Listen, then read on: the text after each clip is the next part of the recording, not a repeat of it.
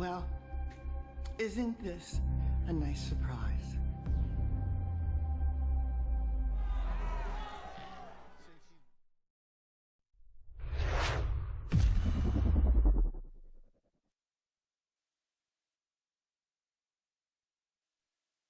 Courts 1,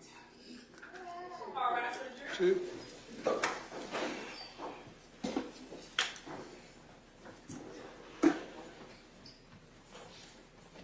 Oh, okay, that worked.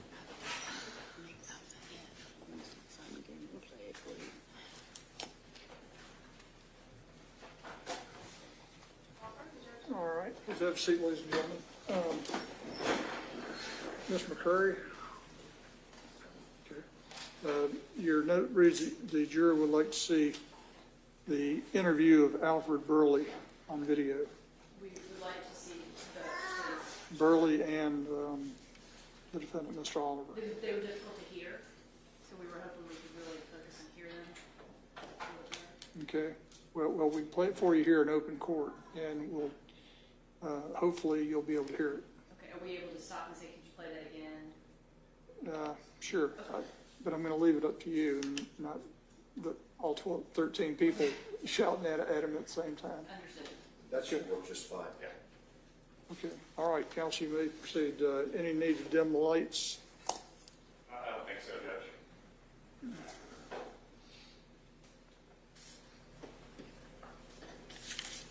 Have a seat. I'm Detective Kevin Leon Packer. It's Detective Scott. How you doing, sir? You doing okay? Yeah, how you doing? Well, Shake your hand, man. Good. We're the ones that wanted to come holler at you, okay? And we're going to explain why we wanted to come speak with you. Because we just got here. Give us like 2 or 3 minutes to get situated, and then we're going to come holler at you, okay? So instead of being here in the police car with bars and stuff, we're going to get you over in this car just so you can stay warm. There's no bars or anything.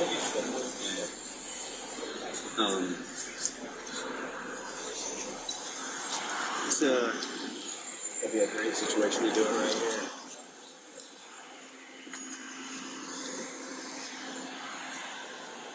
You know, as soon as he pulls this car, then we'll be able to, we can probably all get off the roadway.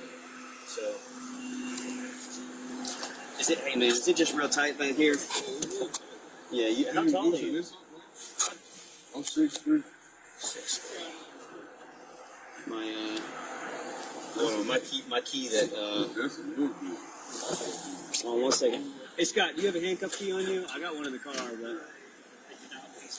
You got, okay, cool, nice. Yep. Which one is it that's fucking with you? No. Okay. That's a little bit. Oh no, yeah, you good, man. See, that's what I'm gonna do. I'm gonna double lock it. But you see us loose like that, we're not gonna be able to go any looser. Yeah, and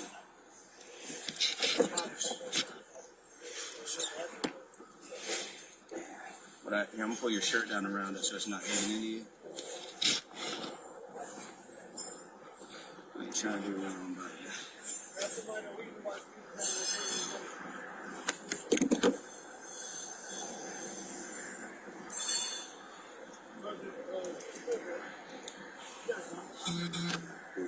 Yeah.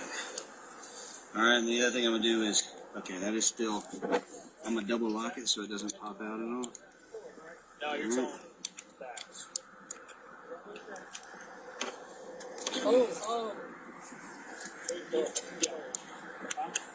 Now these won't tighten up.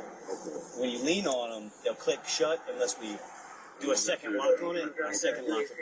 Here's your key, man. Yeah. So the car being towed? Sorry.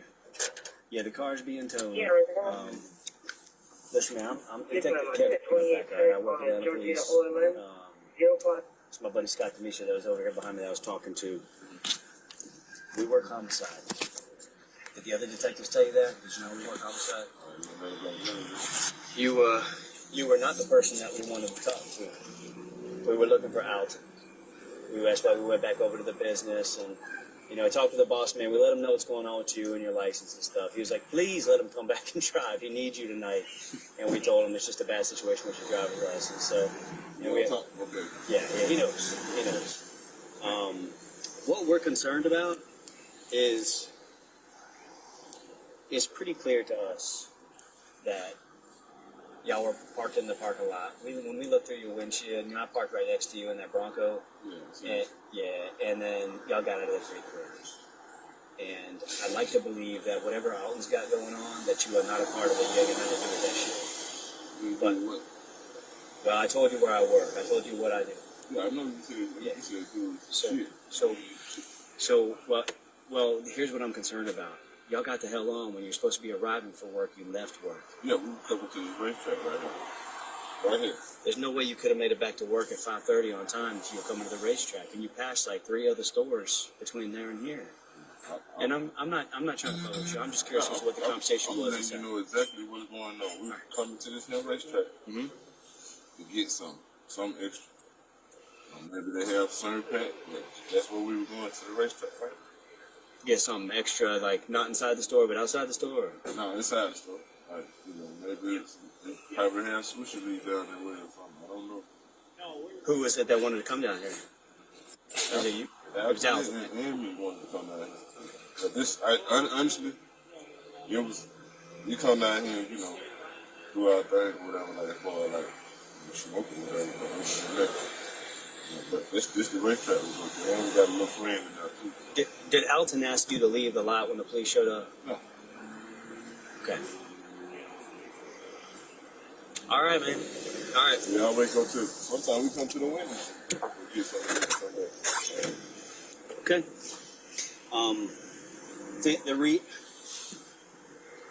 I'm not calling you a liar, but the reason I don't believe you is because we pulled up at 5:30. That's when the shift starts. Yeah. But we You made eye contact. We've been there. Yeah, but they were looking for Alton on the floor. He wasn't there. Like, he was AWOL. He was away without leave. Like, he was gone from the job. He left the job. He fled the job. Only after the police arrived and made eye contact with him. When all we wanted to do was just holler at him in the first place. We're not coming there to arrest him. Now, whatever that, man, I don't know what's going on with that. But It looks like he's attempting to flee the police that are approaching, and that you're helping him do it. That's the way it reads. I'm helping them do it. Well, you're the one driving the car. Yeah, so we can go to the racetrack. Yeah, but We knew that we had to go to work. I told you, I'm not calling you a liar. I'm saying I don't believe I you. don't get what you're saying. And I'm saying you passed multiple stores that you could have bought Swishers at. I told you we got another friend down here. Yeah, you did. Yeah, you said that. Yep. But when you're past the time that you're supposed to be clocked in, it doesn't make sense that you're going to holler at your friends 3 stores away if you usually make a run. I ain't gonna say we're gonna holler at our friend. We get extra stuff.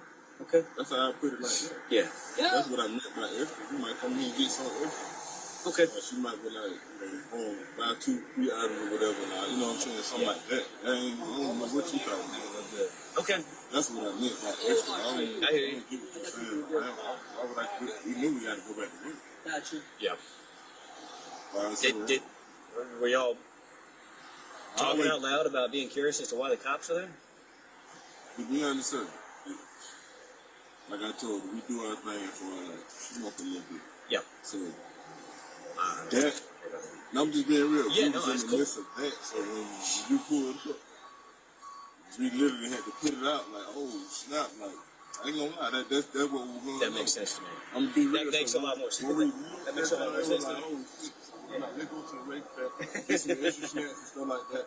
Okay. Then come back. Now, I promise you, I can show you on Instagram and everything. You get my that's and everything. Yeah. On Instagram, you were filming it? No, like she down. I'm like, she at work today. Yeah. She was on Instagram filming like she at work. Gotcha. So I'm like, let's go to this racetrack right here. Boom. Come back. You know what I mean? Because I ain't gonna lie, y'all fuck. Coming in, we were smoking, and it was just like, oh. So that's when we were like, shit, let's just go down here real quick. By the time we come back, they should be ready. You get what I'm saying? Yeah. They should be ready to go. That's I don't. You know what I mean? That's what I meant by extra. Like, you know what I mean?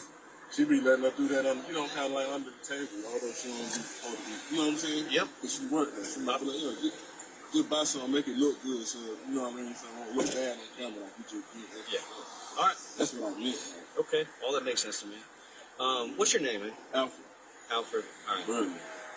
B-U-R-L-E-Y? That's it. And what's your phone number? 902 1034. Do you normally give him a ride to work? No, I give him a ride from work. I try to help him out. I heard a dude named Gene or Eugene or something give him a ride sometimes. Yeah, Eugene give him a ride sometimes. Okay. That's when I can't go back because I stay on the east side of town, as you can see on my driving license. Yeah. So sometimes it'd be hard for me to go back towards where he stayed at. You get what I'm saying? And where did you stay? Is it the one over off MLK? Yeah, he stayed toward that direction. 38 so over sometimes I 5, can't. You get what I'm saying? Yeah. So He's got people that live over here too, though, right? Yeah, he also do. Yeah. Is it right over at Browntown?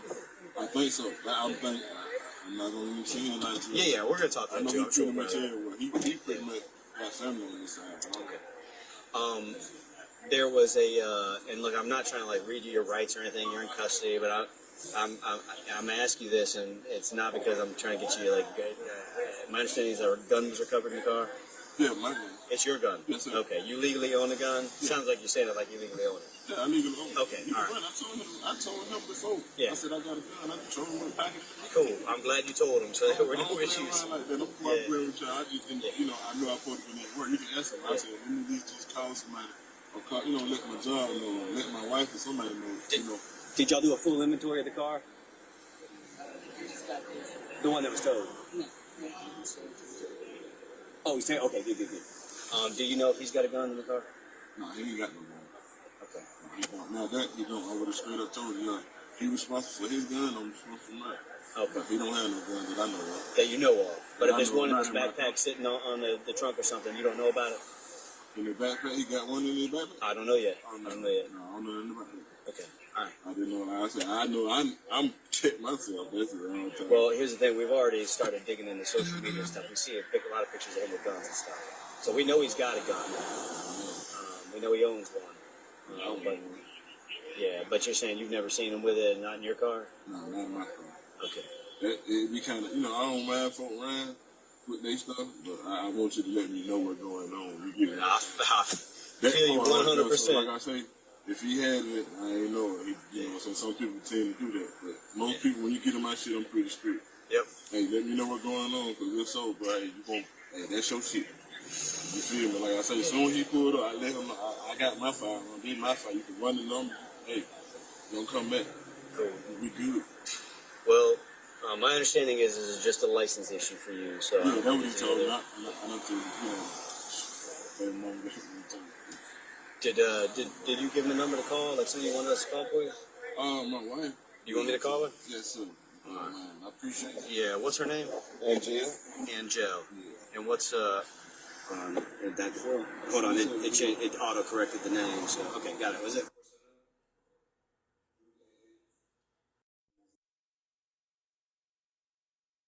And I'm just gonna tell her what's going on, but after I talk to him, okay? So we're not like out here trying to do too much. Oh, no, you good. Yeah. I appreciate you. Yeah, man. Yep. Yeah. Again, my first name's Kevin. Okay. Okay. All right. Yep.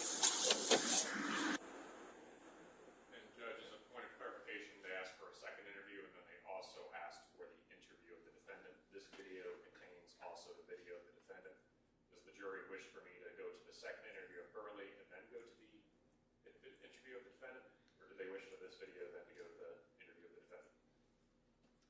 Can I ask a question? Is the second interview where he is asked about the issue? Yes. Then we would like to see that one next, please. Understood. Thank you. That works for the defense too. Thanks.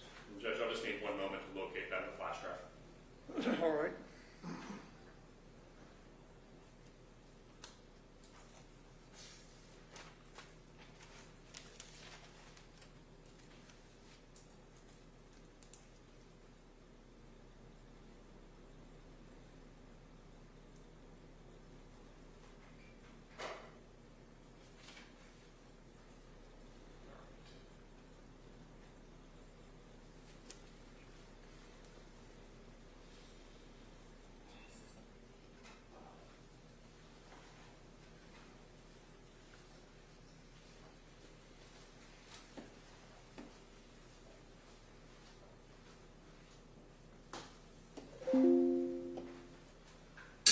Alfred? Yes. Hey, Alfred, my name's Scott DeMeester. I'm a detective with the Atlanta Police Department. How are you doing today? I'm doing all right. What's up? I'm doing well. Do you know an individual by the name of Alton Oliver?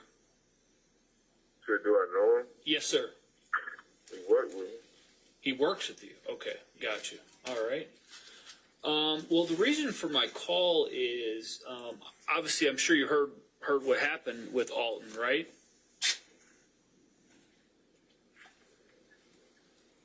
Hello? Yes, I'm with him. Okay. I was with him. Oh, were you the guy that was with them when okay, so you were the guy that was driving that red SUV when you got pulled over? Oh, okay, gotcha. Okay. All right. Well, the reason for my call is, so Alton, told us what happened, obviously, right? He gave us his version of events. And he said that he spoke with you, I guess, afterwards. And just wanted to see if you recall what the context of your conversation with him was after that incident. You said, did you want to hear it? Yeah, well, I mean, did you record the conversation, or do you remember what he told you? No, I don't do no recording and like that. It was quite shocking to me. You know what I mean? Mm-hmm. To hear that, but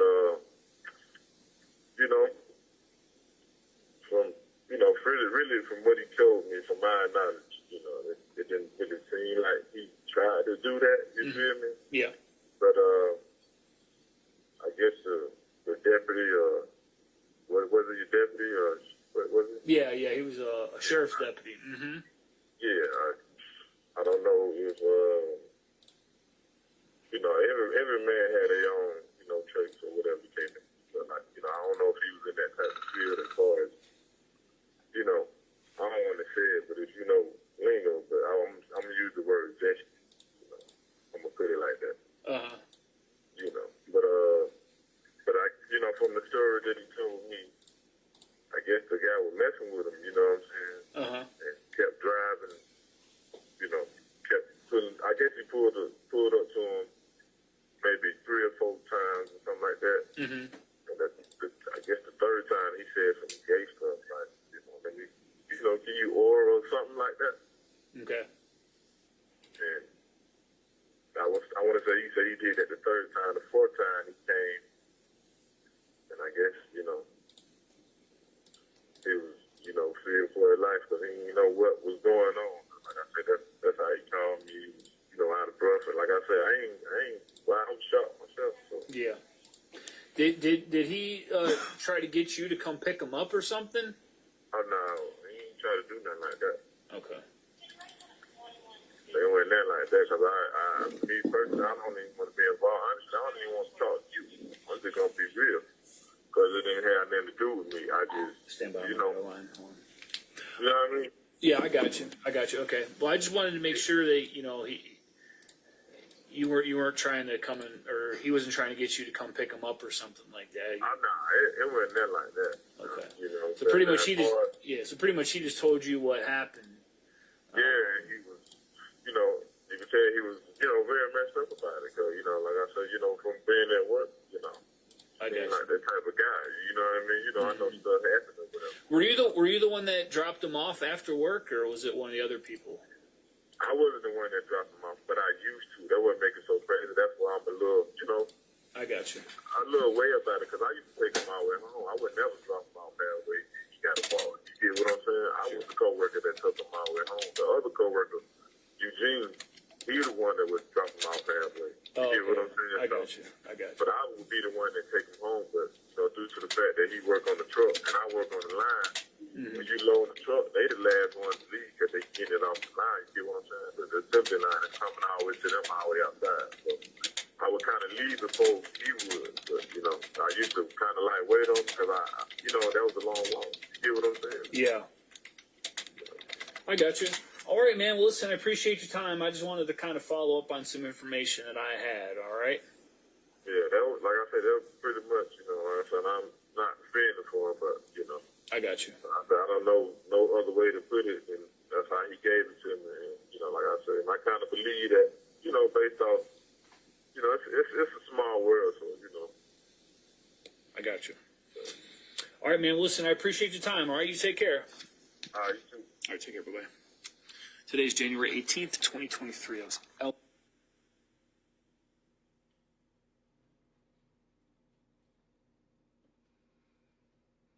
transition now to the defendant's interview. And it's at 16:05 mark, which is 18:15:21 on the body camera.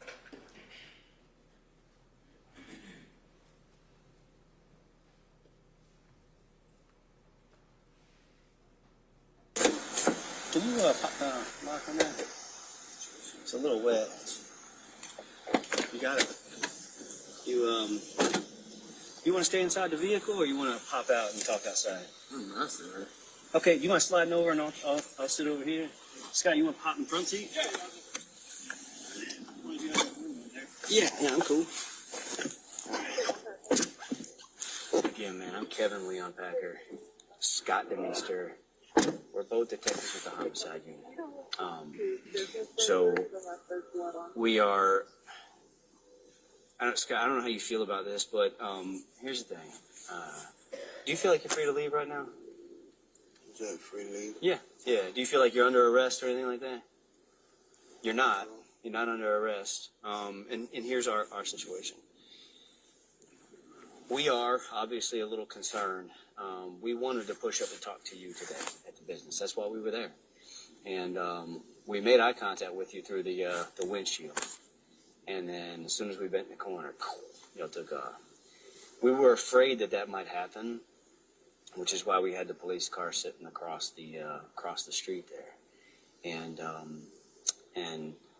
I think I will just kind of let you know what your rights are. But I will tell you, I'll start off by saying you're not under arrest, okay?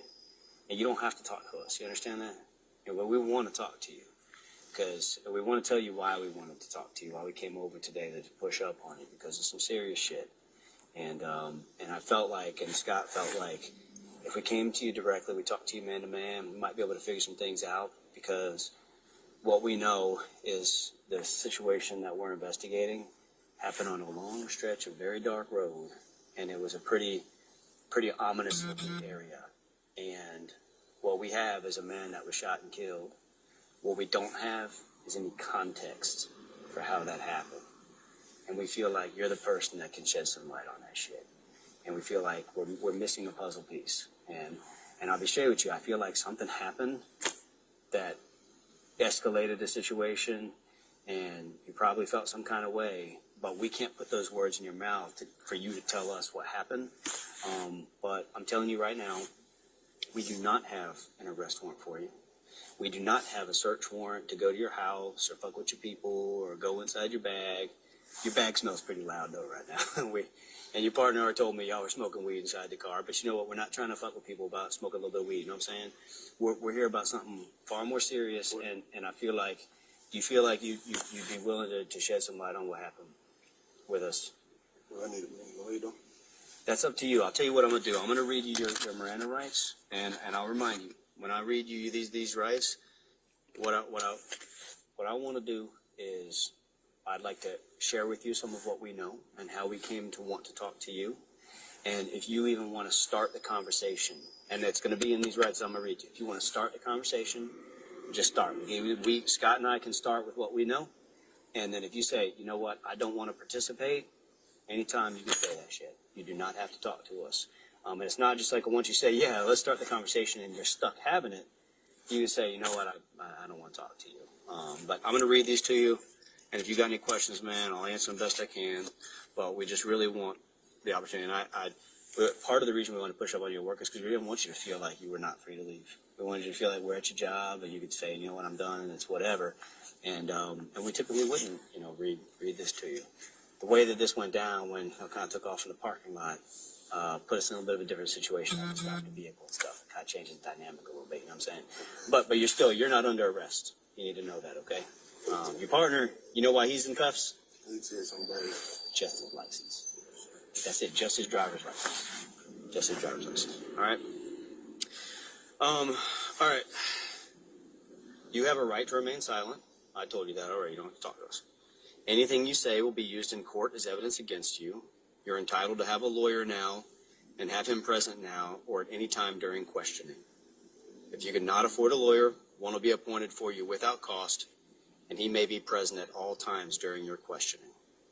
You can decide at any time to exercise these rights and not answer any questions or make any statements. You understand all that? Yes, sir. And that last one I read is exactly what I just said. You can decide at any time. All right? So, knowing that, do you at least want to start the conversation? Can I say this part? Cause I want to say this part at this point in mind. Go ahead. I just want to say this part. 26. I had a clean record. As you can see, I go back and forth, work home. Where I know Thursday morning, that night, Saturday morning I got out of work. I was headed home. And the car posted me out of nowhere. Asked me if I need a ride. Said no, I'm straight. Kept walking. Now he drove off. Came back again. Get in, let me get a ride. I don't know what the fuck he got going on, but I said I'm straight. Went to 3 to 4 times. Third time came back. I actually watched with my eye. As the car went straight down the street and did a whole turnaround and came back and spooked. It's like 4 something late. I'm working till the next day, so I'm kind of beat up, leg messed up, I'm tired. I woke. Might get a lift up the street a little bit, like a ride from one of my friends that close one way, then I walk the rest. When it came that part, got close, got out 2 shots. I went home, told my sister, called a lawyer.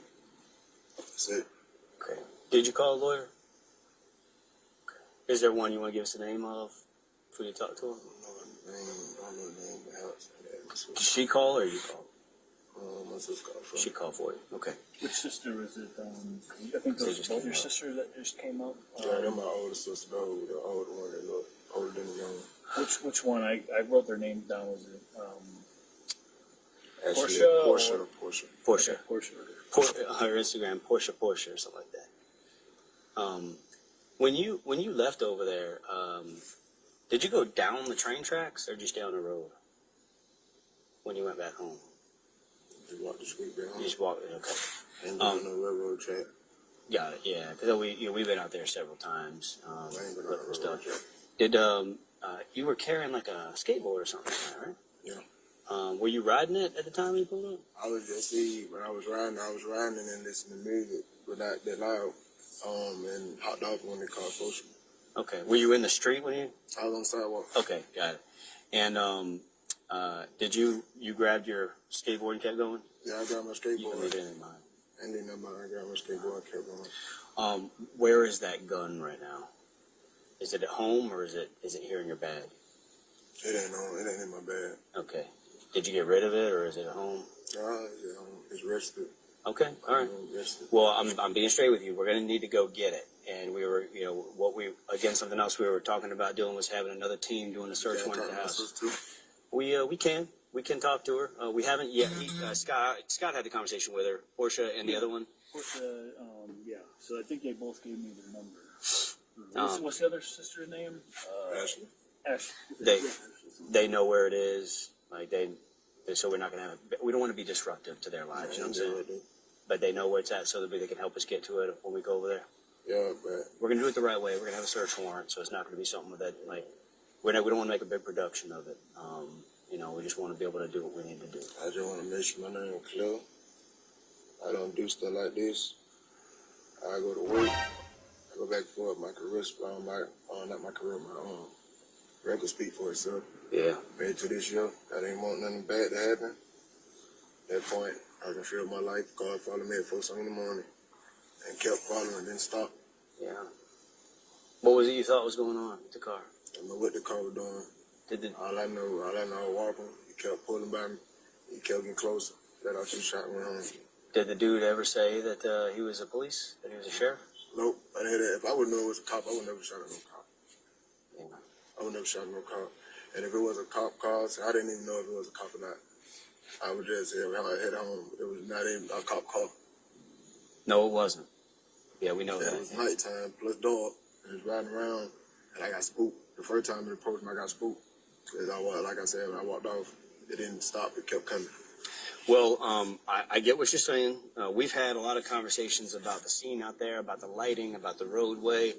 And it's also like the Atlanta Motor Speedway out there. People just flying down the road most of the time, especially that time of night. We were out there early in the morning. Scott and I both went out there right after it happened. We drove in from home to go out there and work the scene.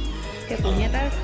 Is there, ¿Qué puñetas? ¿Qué I know puñetas? that you said he pulled up, asked you if you needed a ride, spun around. Yeah, went straight down the street. I think he gone. Yep. came back again, went down.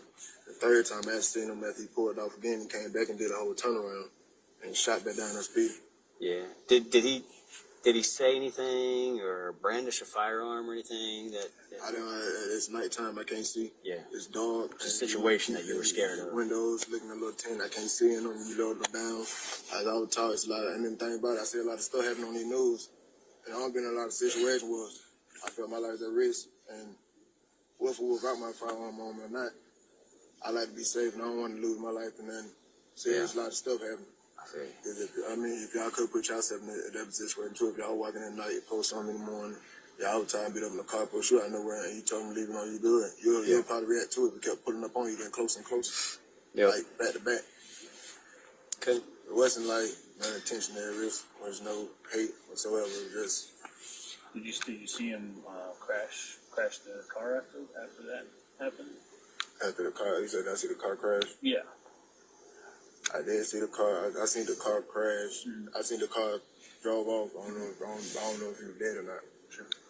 I just when I seen the car drove off, then when I left. When you were kept walking towards home, like off Browntown, right? Yeah, I was walking toward home. And so did the car when it swerved over, it must have almost hit you, huh? Because it wasn't that far from where you would have been standing. I was on the sidewalk. Yeah. So you were on the sidewalk, and he was going this direction. We know that he swerved, hit a car, and then he went that way. Up this way. I got 2 shots toward the driver. It was the driver window. There was no passenger. It was the driver window, and it shot out that way. Yeah. And then when I guess it hit the other car that had came past. All right. Go ahead. I'm not saying.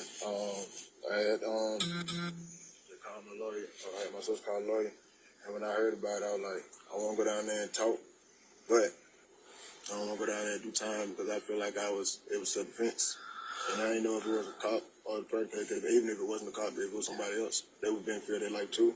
Somebody putting up on them randomly, and I'll get caught off guard. Well, Scott, did you have any other questions for him? Yeah, I don't know if I missed it or not, but did I hear that the gun is registered to you? This the thing. My gun, that's my sister's gun. It's registered her name. My gun is registered, but I had plenty of mine at the time. Okay. They had with a rent bill. So both our name, my name after Oliver, her name Portia Oliver. So both guns are registered either or. I got it's in my name. I just never had a chance to go back and get mine. Okay. What kind of gun is it? I got a Taurus 9. She got a Taurus 9. Okay. Where were you standing at when you popped off those 2 shots? I was on the sidewalk, on the left side. Look, man, we looked all over the place for shell casings. We looked all over. Did you pick them up? No. I went home. Okay. So if there's shell casings out there, they should still be out there. I would love 2 shots. Okay. We believe there were 3 shots because there's a shot to the door, and then the man was shot in the head, like where the window is. So I know you're saying you only let off 2, but we believe there was 3. Bullet hole, and then the man in the head. But regardless, we shoot guns all the time, and if I was to shoot and you were to ask me how many shots did you fire, police don't always know because when you're that's shooting, that's so I'm not faulting you for not knowing how many shots you fired. I'm telling you, we've also got audio. We've been out canvassing. We've got audio from like Ring doorbells and stuff. But pop, pop, pop, just like that. So it's not. It's all in one sequence. So we believe that all 3 happened at one time. But we ain't faulting you for that. I'm not saying you should be counting bullets. When you pull the trigger, like that's pretty common, like Scott said. So I don't know if I heard it or not, but where's home or where is your sister's 9mm at? You got with my sister? Yeah, the one that you popped the 2 shots. Where is that gun at? Where's home right now?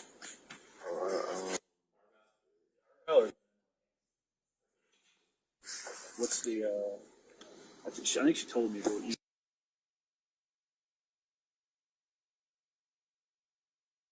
the apartment?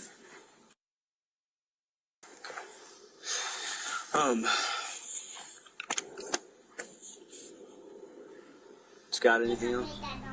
No. No. No, he's sleeping. You know what's gonna happen. You know what's gonna happen, right? You're gonna be charged. and I know you said you want to clear your name. You're going to be given the opportunity. I'm gonna get charged when they self-defense. So here's the problem. When the police shoot someone that doesn't have a gun and we say we're afraid for our lives, the police... I didn't say that. Didn't say what, that you were afraid for your life? I didn't say that part. Okay. You were just scared. Self-defense. I ain't doing that wrong. You did say self-defense, right. But here's the thing about self-defense also. Self-defense is an affirmative defense, which means that you have the opportunity to present that to a judge. A judge makes a determination for bond, and your level of cooperation today and moving forward are all things that the judge is going to take into consideration. You feel me? So you hide, you run. It's a bad look leaving the parking lot. Even like I said, at that point, I know it's wrong to leave that scene. Yeah. And I went home. I know it's wrong to leave that scene. Yeah. Yeah. That's something that adds to the investigation for us. But what you're doing right here, right now, matters. You understand that? Talking to us, telling us your side of things, that matters. That matters. You want to clear your name. You want to tell your side of the story. If it's self-defense, that's what we call an affirmative defense, meaning that's on you to present that. The state, the cops, we don't get to present your self-defense aspect of it. You do. And your lawyer's going to help you with that. I know you don't know the name of your lawyer. Hopefully your sister, called you a good attorney. And y'all can work that out. But I'm just trying to be straight with you. We sat down. When you sat in here, I said we want to talk to you man to man.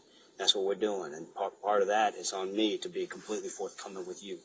And we already obviously had reason to believe that you were the one that was standing out there that day, or else we wouldn't be sitting here in this Publix parking lot talking about this. You know what I'm saying?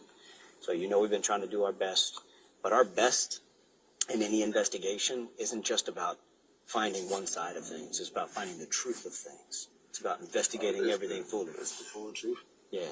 Okay. All right. Here's what I'd like to do. I want to call your sister, and I want her to know that we're coming to find that firearm. Unless, Scott, you disagree with that, but I want to make sure that she hears it from you, that we know about it, and that she just needs to give it to us to not complicate things. Because if that gun goes missing, that complicates things, and that looks like it's legit. Okay. All right. You cool with us calling her, and you can tell her that? Call right now. Yeah. Well, you got her number, right? Yeah. No. You gonna call her first? Yeah. Sure will. All right. You want to punch it in? You want me to do it? All right.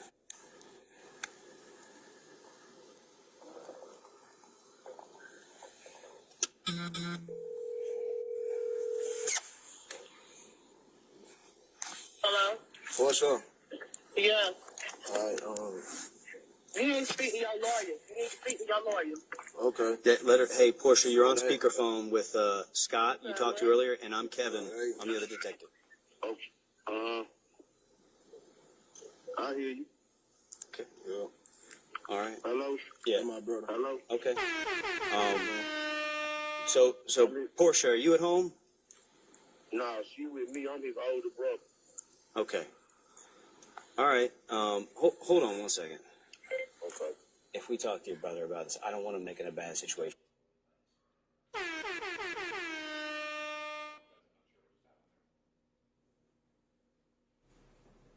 It ain't your money. Let's say that. Hello. Yeah. My brother. Hello. Okay. So Portia, are you at home? Nah, she with me. I'm his older brother. Okay. All right. Hold on one second. Okay. If we talk to your brother about this, I don't want to make it a bad situation for you by disciplining that gun. I don't want to make my name clear. Okay. So is it better we just go over there unannounced? Speak with them on the phone. I feel more comfortable with them knowing on the phone. I want all my folks to know while we're on the phone. Okay, but here's what I'm concerned about. If we talk to them, I want my folks to know. I say that all the time. Or do you think they're going to disappear the gun? Is what I'm asking you. No, it's okay. Risky, bro. I don't want folks. Okay, all right. You can ask them a question while we all on the phone right now. All right, Portia. Yeah. Hey, listen, we've spoken with your brother. I don't know how much you knew that we knew before we came to his job today, but we had obviously figured out. We went over to his job 4 deep today, and we had figured out that he was the one involved in this. We've heard him out. You know, we've talked about what happened. There's not much that he told us that we didn't already know. Okay, all right. What's the lawyer's name? Renee Rockwell. I know Miss Rockwell. We'll give her a call. But here's the thing: we're going to be coming by the house. We believe that the gun used in this incident is in the house. We're going to get a search warrant for it. So we don't want you to feel like, you know, you have to make a decision that's going to be like anything that you have to bear any burden of. A search warrant gives us full authority to go in. And the reason that we called you is I wanted you to be on speakerphone with him so that you knew that we were coming over there, that we're not trying to like disrupt your life any more than we have to. And he says he wants to clear his name. And a part of that is not obstructing anything else. If that gun goes missing, that's a real problem because it looks like there's concealing evidence going on. And that's not going to benefit him at all. We're not asking you to consent to it. We're not putting you in that position. If it were my brother or my sister, I would have a hard time doing anything because I wouldn't know if it's right or wrong. When we hang up, I'll text you my name. You can call Miss Rockwell, and I'm going to text you my partner's name too, the one you spoke with out there. Yeah, and you can tell her our names, and she will tell you we are legit. We are the most honest, hardworking homicide detectives in all of Atlanta Police. She will tell you that, and I know her well enough to tell you that I believe that she would say that. So These nuts. Got him. So I just wanted to let you know that we were coming. If you want to be there when we get there, that would be, we would be appreciative of that. And we're not, like I said, we're going to have a search warrant, so it's not going to put you in any situation where you feel like you're doing anything that's harmful to your brother. You're not getting in the way of an investigation that would put you at criminal liability. You know what I'm saying? We don't want an obstruction charge or anything like that, or worse yet, tampering with evidence. So I just wanted to, this is really a courtesy call. This is me like extending the olive branch of saying, you may not, it's your turn. It's your time to be in your brother's corner, not the corner, not my corner. And I get that. I want you to be in your brother's corner. Can I speak to him again? Yeah, he's here. He's on speaker. Go ahead. Don't do nothing else until you talk to your lawyer. Don't do nothing else. All right. Don't say nothing else until you talk to him later. Is that you? Is that you saying you don't want to talk to us no more? Okay. Okay. Yeah. I mean, he already told y'all what y'all feel like y'all know, and right now I just really want to make sure my brother protected because I know that he does no wrong. So I'm protecting mine. Yeah. He got ADHD. I don't need my brother now getting tricked. He don't none of that stuff, brother. He ain't been in nothing. He has no weapon, no nothing. Okay. He go to work every day, so I'm gonna protect mine. Yeah. We know that. We know he came from work. I'll be there, and y'all on the way. I'll be there. Okay. Yeah, it's gonna take us a few minutes to get things situated here, but if you like, I can text you and give you an ETA as soon as I have one. Okay, that's fine. And in the meantime, I'm gonna text you my name.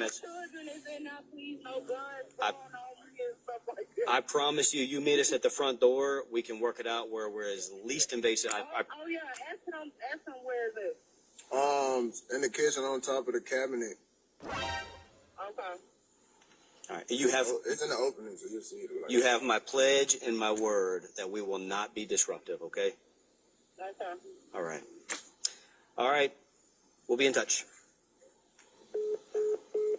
I'm going to text her real quick so that she has our names. Let's see.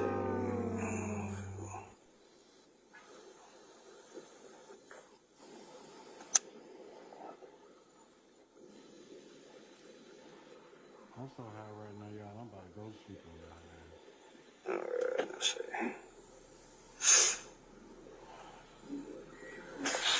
All right, now I'm gonna step out. Give me 1 second.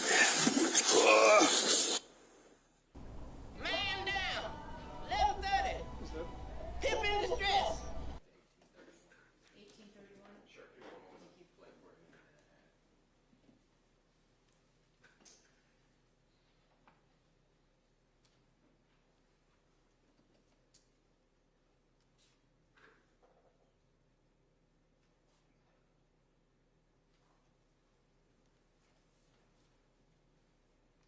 That's how they get you. They be like, I got this, I got that.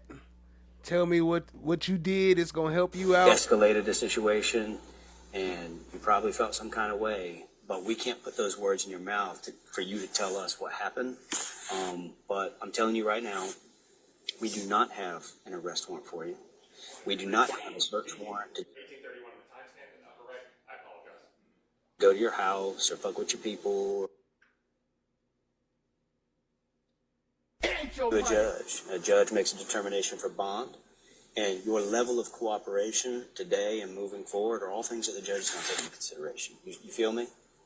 So you hide, you run. It's a bad look leaving the parking lot. Even like I said, at that point, I know it was wrong to leave that scene. Yeah. And I went home. Good? Okay, thank you very much. Thank you. All right.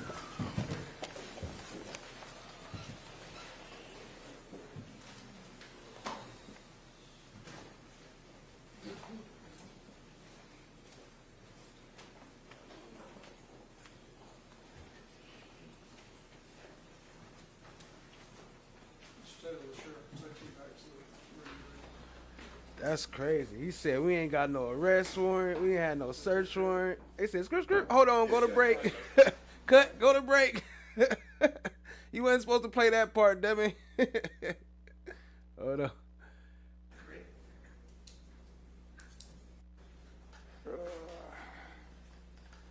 Okay, Guess we have to wait for Mr. Here, do we reconvene for tomorrow? I'm sorry, I couldn't hear you because the door was open.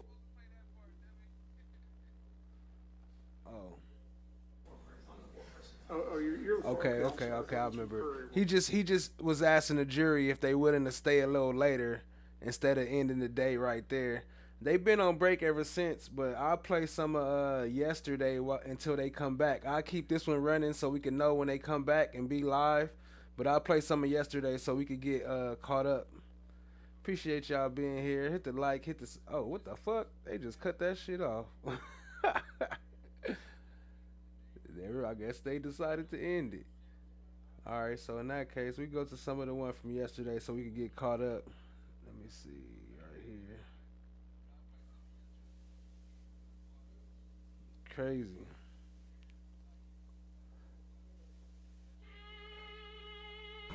I just want to come and touch in on this. I'm kind of, busy right now, but I figured we could get some of this. We could get into the opening statements. Isn't this a and nice see how it goes.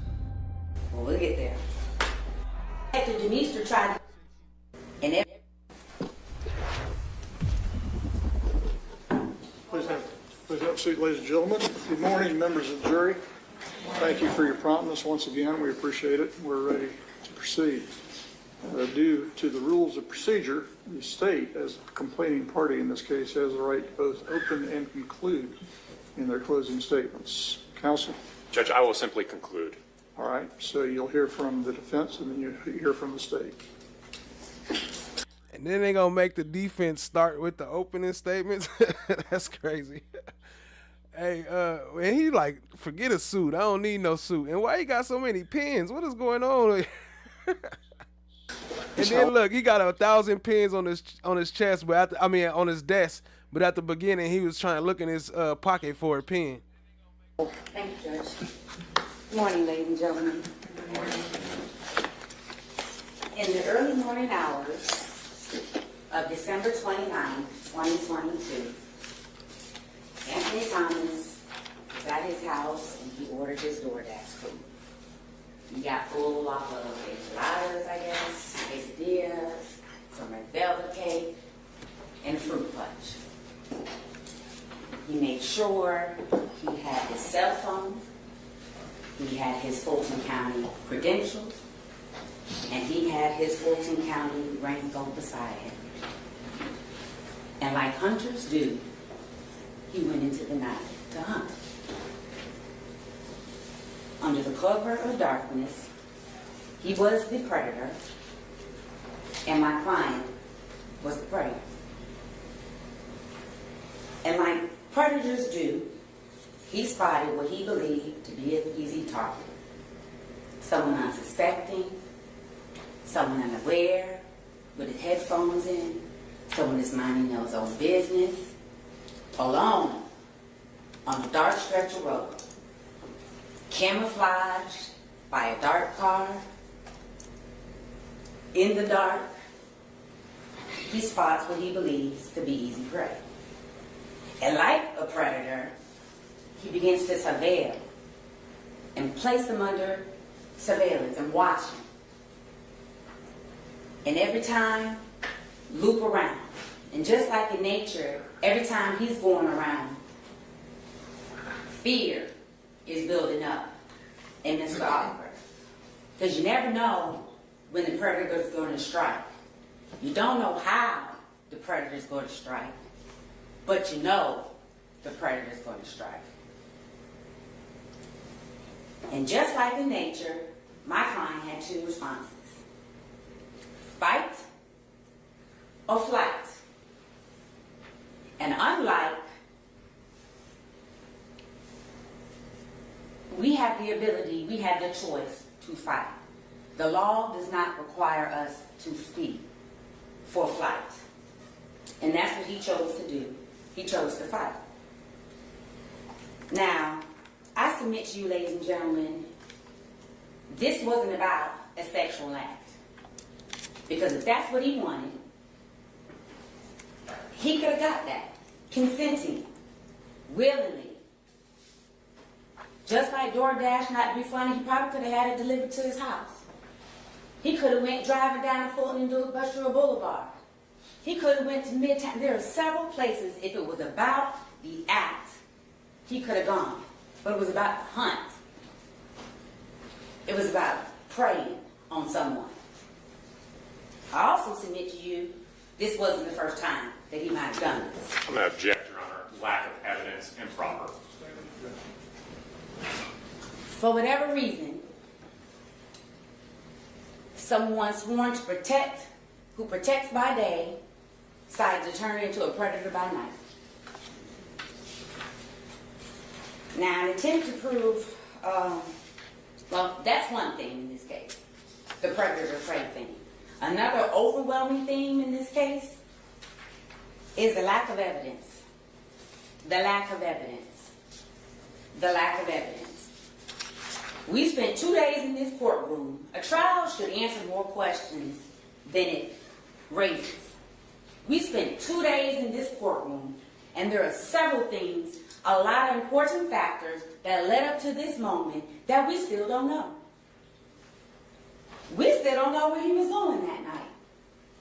Now, I know Detective Demeester tried to get up there and testify and say, well, he was going to an apartment complex. He had an apartment complex programmed in his phone.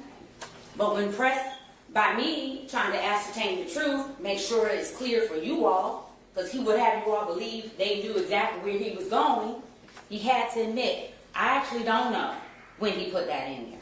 I actually don't know where he was going.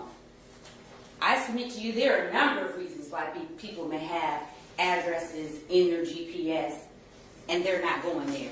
I do it for planning purposes all the time. Well, how long is it going to take me to get XYZ? Next thing I know, I hear turn right. Like, oh my God, I didn't turn this off. They don't know where he was going. They don't know why he left his house. He wasn't going to get food, he just ate. So use your common sense on that. Why did he leave his house? We still don't know why he stopped my client. There's no evidence that there was a pedestrian in the roadway, a concerned citizen called, that he waved him down. Why are you stopping a strange 6-something-foot black man in the middle of the night begging him to get in your car? Why? And then if he did, why did he not leave him alone? Was there something, did he have a mental illness? Was he under the influence of something? Judge, objection, and asking for a curative instruction for that violation. I'm giving speculative reasons that they can consider based on their common sense of why he would not have exercised clear judgment. Stick to the evidence before the court. You may proceed. Well, we'll get there. Or was he just pure evil? Why? Because if he was a concerned citizen, he knew the procedures on how to handle that. The state wants to say they got up in here and they said he got shot for shooting his shot. No, he got shot because he was a predator. Shooting your shot is not getting my car, I don't know what kind of dating world that is considered shooting your shot.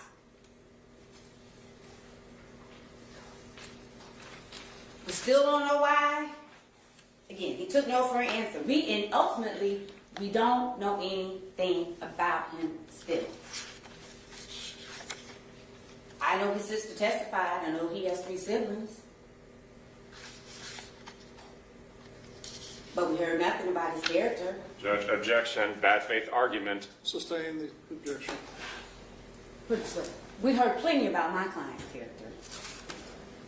You heard that I'm going to object on the inference. That's an improper inference. Sustain the objection. Your Honor, that's the evidence. You will get you will hear, and the court will give you a good character trait charge. Good character has been entered into this court. My client's sister testified to his character. That was the purpose of calling her. She testified that he has a character trait for truthfulness. Another character witness that came up here and said he has a character trait for being calm, for being chill. You are able to consider that, and the judge will instruct you on that. That is the character of my client. The evidence also shows that this man is the type of person that would walk 1.5 miles in 46-degree weather after working a shift. That's who is on trial. He was minding his business. That they don't want to talk about it. That's his character.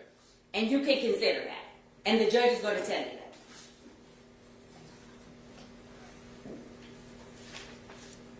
Mr. Thomas told his character is someone who takes an oath to protect, and by day and by night, he's a predator. That's his character. That's the evidence. So, in an attempt to prove this case, the state put up several witnesses, and I find it interesting that they started with Ferris Tooley. They started with what you already know. We know there was a shooting. We know who shot him. So they start with that, as opposed to the evidence. What led up to this? What they put Ferris Tooley on? He initially thought it was a road rage incident. He testifies he heard shots but didn't see the shooting. He testified he didn't know what even led up to the shooting. He also testified, which is important, that he didn't see anyone running off. He said he didn't see anyone walking off. And initially he couldn't tell whether or not there were 2 people in the car. He did mention that there was a 24-hour convenience store down the street.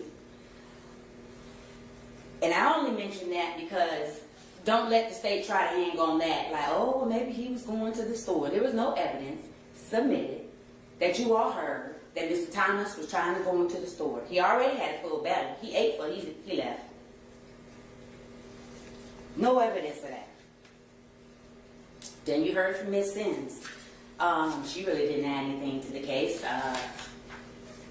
She was a car that was hit by Mr. Thomas's car. She didn't want to be involved in here. She didn't see the shooting, so she really had nothing more to add.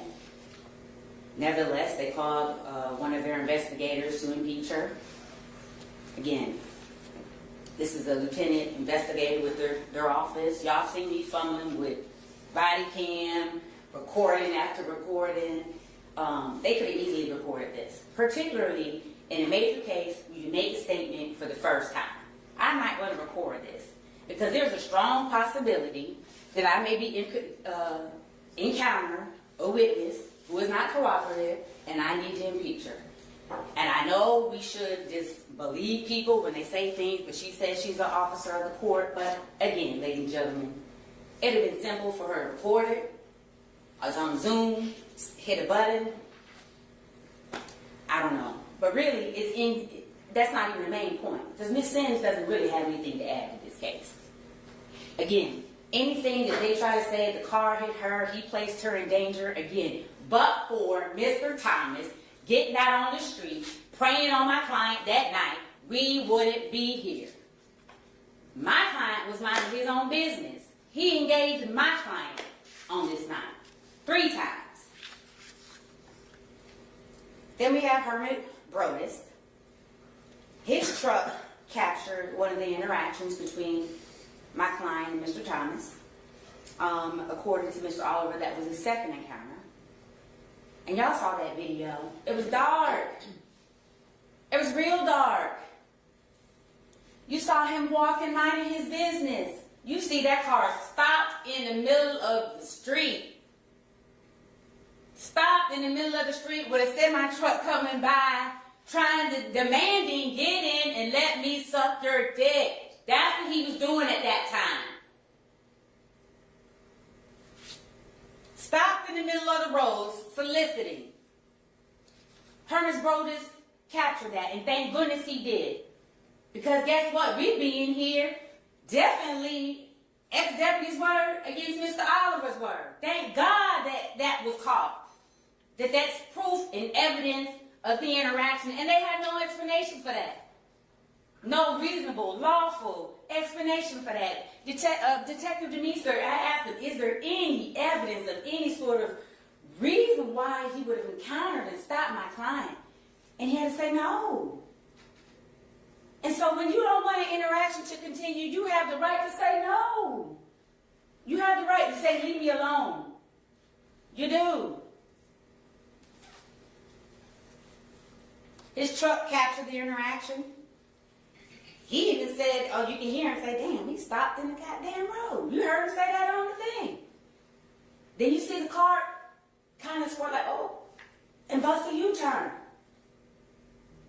That's the extent he was going to go to. What did he say? He said Mr. Oliver kept minding his own business again. He tells you again, he did see him make a U-turn. You can see that on the video. And he testifies that he didn't see Mr. Oliver waving back. Like, come on, come back. Mr. Oliver was trying to, like, get on. He was trying to get home. That's the second encounter. So by the second encounter, you're really like, oh my God, what does this do? Like, come on, I done told you no. Now you're coming back asking them, come on. Again, it's dark. Then you have crime scene tech.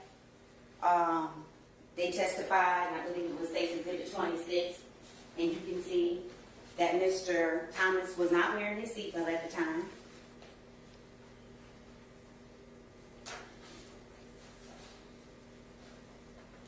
He's not wearing his seatbelt at the time. You also have State's Exhibit 25, which shows the bullet holes in the side of the door. And I know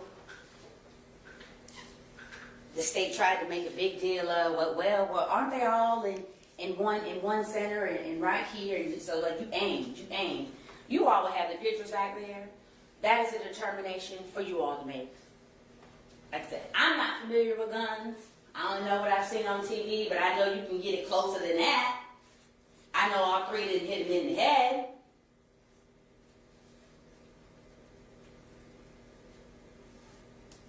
You have State's Exhibit, the crime scene tech also took pictures of State's Exhibit 45 and 47. That's the Fulton County Sheriff's vest and the Fulton County's rain jacket.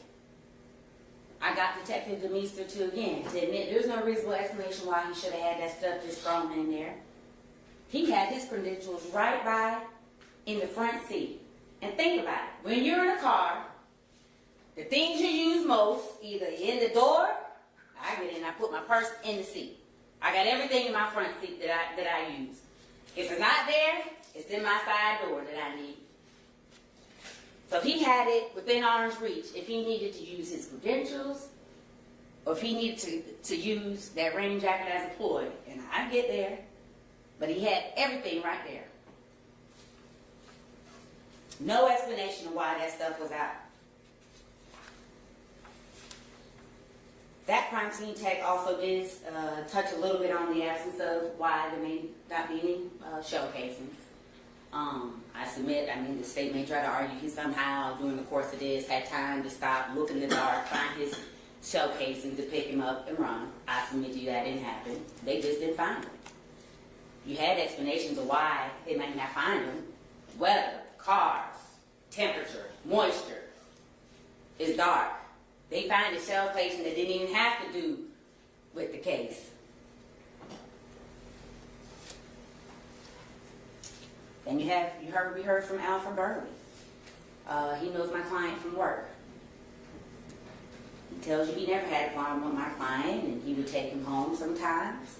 And he told you that he would take him all the way home. And he would take him all the way home because it was a long walk. And he told you that he would have to walk through some tough areas. And he told you that Alton was not this type of guy. And he told you that he was shocked. And he told you that he kind of believed him.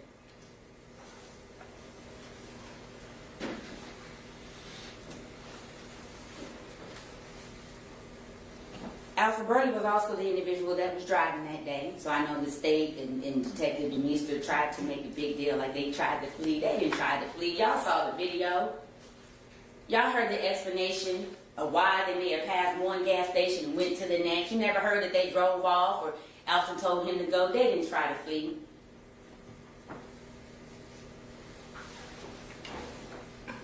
Then we heard from McManus, who was in the other crime scene. Tech, I guess he did the drawing of the crash. We know there was an accident. What we need is that infotainment material. That's what we need. We need that information that was on that Ford Fusion that Detective Demeester testified to, that will show you the route that this predator was taking, how he was able to find him every time. Maybe his police training helped him at that, being able to surveil and keep someone under watch. Because as he was circling, he was able to do it. But that's what we need. We don't need the crime scene sketch. The lack of evidence is something you can consider. Again, the lack of evidence is a theme in this case. Objective test results we don't have.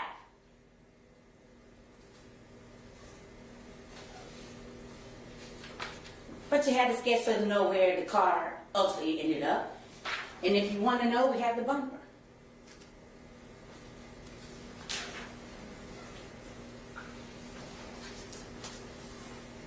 Then you have Detective, Wilder. I think he was a crime scene tech. Yeah, he did the GBI swabs for DNA. He did the GBI swabs for the fingerprints. And he says they were submitted for testing. But Detective Demeester came in here and told you he found that to be irrelevant. But he didn't know that at the time. Because the car was taken from the scene to impound. That is when they swabbed. Within hours, the next day. He didn't know who Alton was the next day. Submit those fingerprints and DNA swabs. Why not? I mean, if we're here to ascertain the truth, I'd rather have more information than not. The lack of evidence is a problem, and the judge is going to instruct you. Reasonable doubt is based not only on the evidence, but the lack of evidence.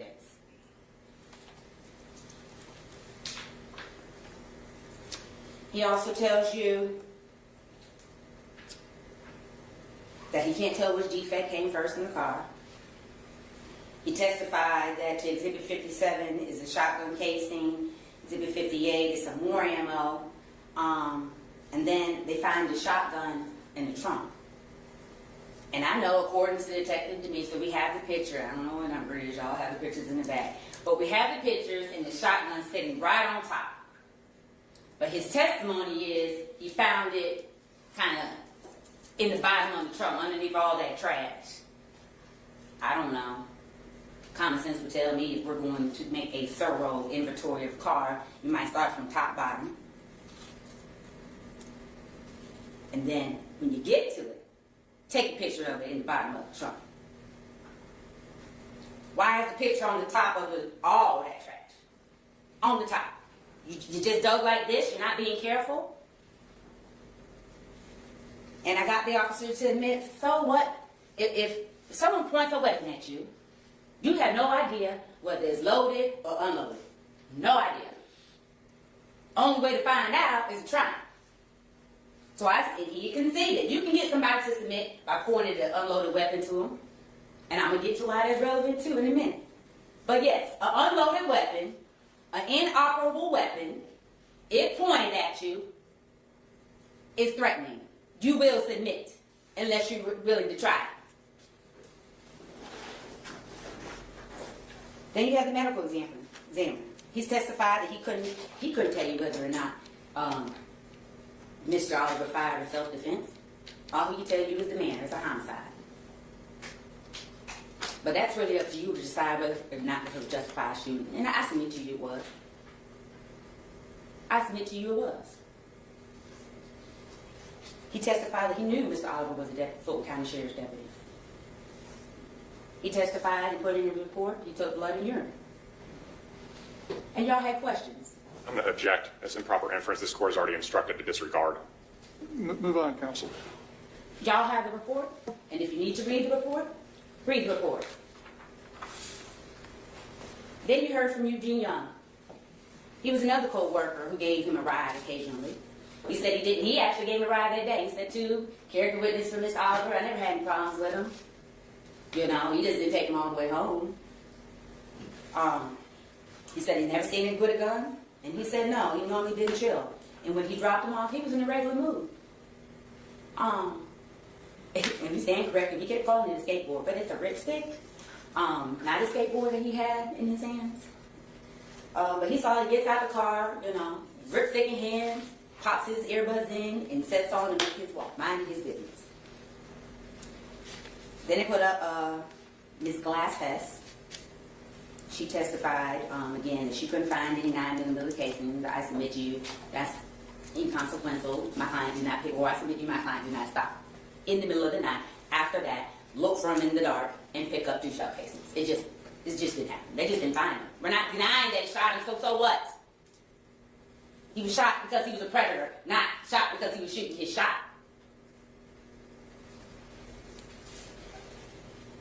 Then they put up Detective Demeester. They said he arrived on the scene at about 6:50. That's a little bit about 2 hours after the incident. By that time, probably been a little bit light. Testified. They put the receipt, the DoorDash receipt in, testified that he ate what he ate too. And then the state asked him, well, where's he going that night? Oh, he was going to an address in East Point at a very large complex. Okay. All right, so just to clarify, I thought that this was the opening statements when I first started playing it, but this is actually the closing statements. They cut out, they didn't air the whole trial. I've been looking for it, but I don't see it nowhere. They only aired, I guess, the closing statements, and then what they aired today, I guess, was probably the jury. They might have wanted to review it or something. I don't know. I had to check again, but they might be already about done with this case because this sounds like closing arguments. That explains why they made her go first. Instead of, because in opening statements, it wouldn't make sense, but now it makes sense of how they made her go first. So I just want to clear that up. And he gave you all the impression that he knew exactly where Mr. Thomas was going that night. He misled y'all. I had to get up, every time someone takes that stand, their credibility is an issue. I had to get up and make sure he made it clear for y'all that he did not know where he was going that night. That he did not know when he had put that address in there. They don't know why he left his house at 408 by himself.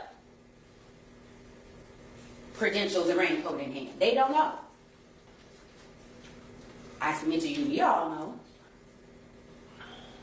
Because nothing good is going on at that time of night. You're not out that time of night on the streets unless you have to. I see if you're just coming home from someplace, like home from a party, a club, something.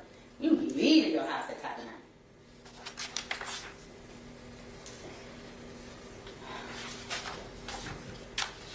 And he even had to admit that to the Thomas family. He told them that, so don't let him come in here and tell y'all something different. Major omission on a major point by the lead detective. He also said that he admitted he couldn't get into the iPhone. The primary source of his communication was his iPhone. He admitted, and he's gonna get into it. So we don't know who he last communicated with. We don't know anything. That maybe have given us some insight to at least why he left the house. Maybe he did have a reasonable explanation. But we don't know. Lack of evidence. That's one of their favorite things. Again, but they don't want you to focus on the things that all led up to this. They want you to focus on the stuff we already know. That we know he shot him in self-defense. We know he shot him because he was in fear. We know he shot him because he was being preyed on in the middle of the night. Like, we all know that. But why? Why did he not stop? Why did he not? After the first time, after the second time. Because he's a predator. Didn't Denise also testify to the statement that Mr. Oliver gave? One of the first things that one of the detectives, he said it was Leon Packer. No, Mr. Packer. He said it was Mr. Packer. But he said, look, I feel like something happened. And you feel some sort of way about it. So they even knew something happened out there. They knew my client just does not go walk. I mean, he didn't have any reason to shoot Mr. Thomas, but for him messing with him. They even know that. Something happened, dude. But the first thing Alton tells them is like, I'm going to make this clear. I'm 26 years old. I have a good record, and I don't mess with anybody. That's another thing throughout his case. I'm 26 years old. I have a clean record, and I don't mess with anybody. He told you he got scooped. He told you he was tired. He had to go to work. He told you he was tired. He told you about a prior ATV incident and accident he had and falling off the truck. See, that's why you had the rip stick. Sometimes you get tired. Sometimes you want to push your feet on the thing. You just glide. He told me he kept following me and he wouldn't stop, and he kept getting closer. And look at this picture. You wouldn't be shot like that if you weren't up in his face like that. He didn't get shot on the other side of the car. He got shot face all out the window. And again, it's dark. He can't see this. Well, did he have a gun? It's dark. How are you supposed to see through a car, at a black car, at 4:30 in the morning, no lights? You didn't see a gun. That don't mean my client could have been in reasonable fear that he had one. Because what fool would be circling someone around and not be armed? Sure, you armed. It's totally reasonable my client thought he had a gun. At some point, then he gonna stop and get out. He's afraid. He's circling him. At some point, he knows he's gonna strike. And just like in nature, when you strike, it's deadly force. He used the only weapon he had. He was carrying weapons. He was afraid of being robbed on the way home. Not being approached by an off-duty cop begging for him to get in the car. No, demanding he get in the car and suck his dick. He was afraid of being robbed. That's why he had the gun. He used the only thing he had. It wasn't excessive, and I'm going to get to that too. He told you that he didn't know if the man was dead or not. He knew he just discharged his firearm back in the direction of the car. He states he wouldn't have known and he wouldn't have shot if it was a cop.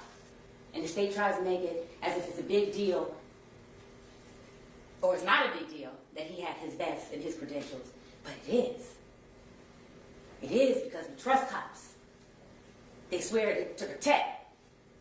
And so someone tells you they're a cop, you trust them. You let your guard down a little bit. Because surely they're not here to prey on me. So what if he would have rolled up to him? Oh man, get in the car, you know. I'm a deputy, I don't mean you no harm. Lull him into a sense of safety. Got him in the car. Because then once he's in the car, I'm going to tell you, the number one thing that you're trying to be kid, don't get in the car to prevent from getting, don't let them transport you. Because it's really hard from that point. So say he gets him in the car. Say, he's a master manipulator, finds a way to get him to stop the car. Let me get something out the trunk. Gotta get something. He goes and he gets this shotgun. points it at him, and he can get him to submit to just about anything and let my client go trial. So yes, it is of consequence he has his credentials. Because we trust cops. They are sworn to protect. They shouldn't be protecting by day and being predators by night. But that's what he was. So yes, Lady Justice it is does blind. matter that he had it. Everybody And not only did he have a vest right beside him in arm's reach, he had one in the back seat. Now, of course, we don't have clear pictures of him. Fulton County Sheriff Deputy. But Detective Denise testified to it. Wouldn't have done it if he was caught. Damn, I hope he wouldn't have got in the car. But if he would have known, wouldn't have done it. Because he stayed respectful. He respects law enforcement. He has a clean record. He don't have a reason to be afraid of police. He don't have a reason to run. He can possess a firearm. Told you went home, started talking to his family. They tried to start getting him a lawyer. It was confirmed that they, in fact, did call a lawyer on his behalf while he was in the back seat. Not only did Mr. Oliver cooperate, but his family cooperated. And see, Detective Denise sat there and told him, your cooperation matters. It matters. It matters.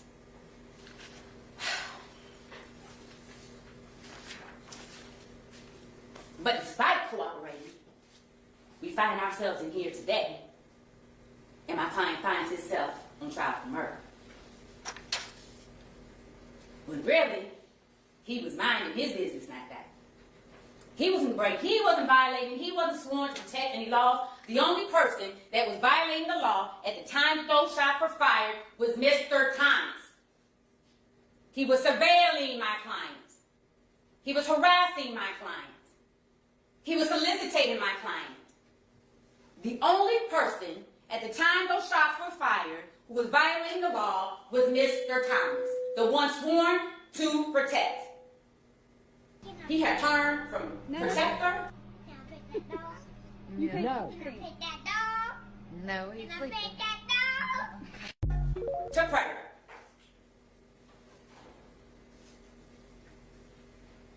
Gave his side of the story, went home. They also did call his sister. You heard in that statement. She said, my kid.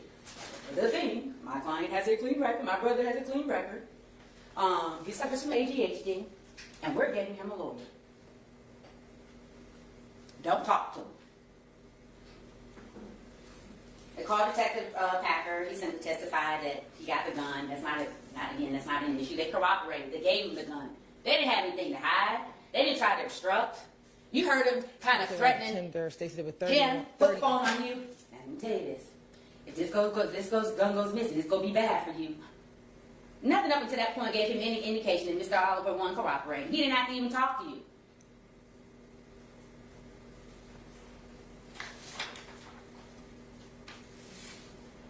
Then you have Mr. Newsom.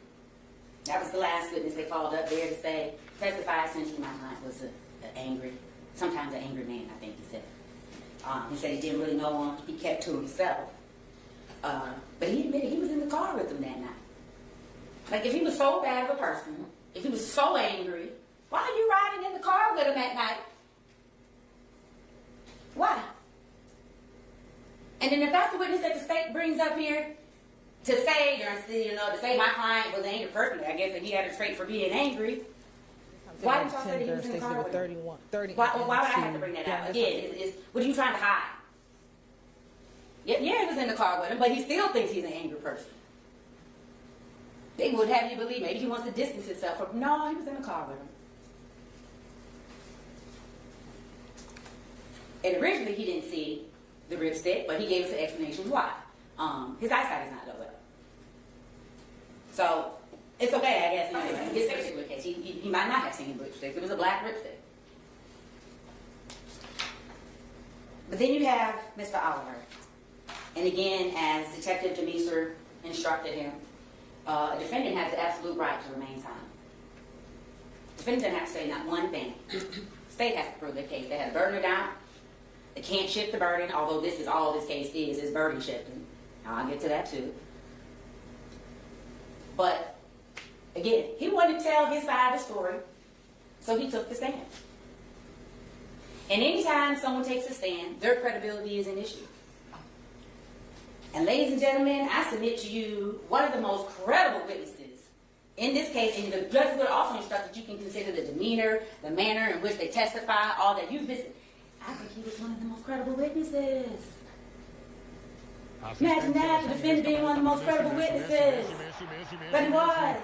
Because you heard the statement played in the car, and you heard his testimony on the stand. Very consistent. Very consistent. You know, I'm not going to go through the facts again because at this point, again, like the state said, when he got up here, 92% of this is not in dispute. We know he got off work. We know he was minding his business. We know he came around the first time asking for a ride. My client, again, although he had walked off, he didn't shoot him then. He comes around the second time. Makes a sexual overture. Didn't shoot him then because of that. Again, there's no evidence. Not one person ever said anything about, he was homophobic or he had issues with none of that. So he didn't shoot him because of that. Because if he was going to shoot him because he shot his shot, he would have shot him in. What'd you say? And shot him in. But he didn't do that. He kept walking again. That would be the right front, the right left side. Front. Okay. He tells me it was up until that third time, and he's like, man, he kept following me. He kept getting closer. At the time he shot, he was straddling the median on the opposite side. He's trying he thought he was trying to get to him again. Face all in the window. That is at which point it was a fight or flight. And he chose fight. But the only thing he had on him to protect him at the time.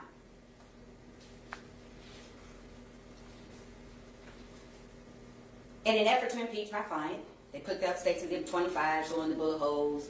Aren't they all close or, centrally located? You all can be the judges of that. That's what you're here for, to determine the facts. The evidence is going to he show mentions the size. that anything that I may have said, they exacerbated it. How is he supposed to see through a car? Someone sitting down in the car at night, a black car, a dark-skinned person at night, wearing semi-dark clothing. But you want me to size him up and I think I could take him.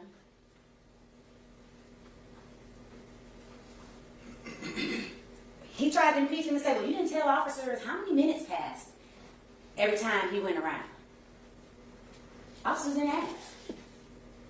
I asked. How many times? But you know what might be able to tell us that? That infotainment system information.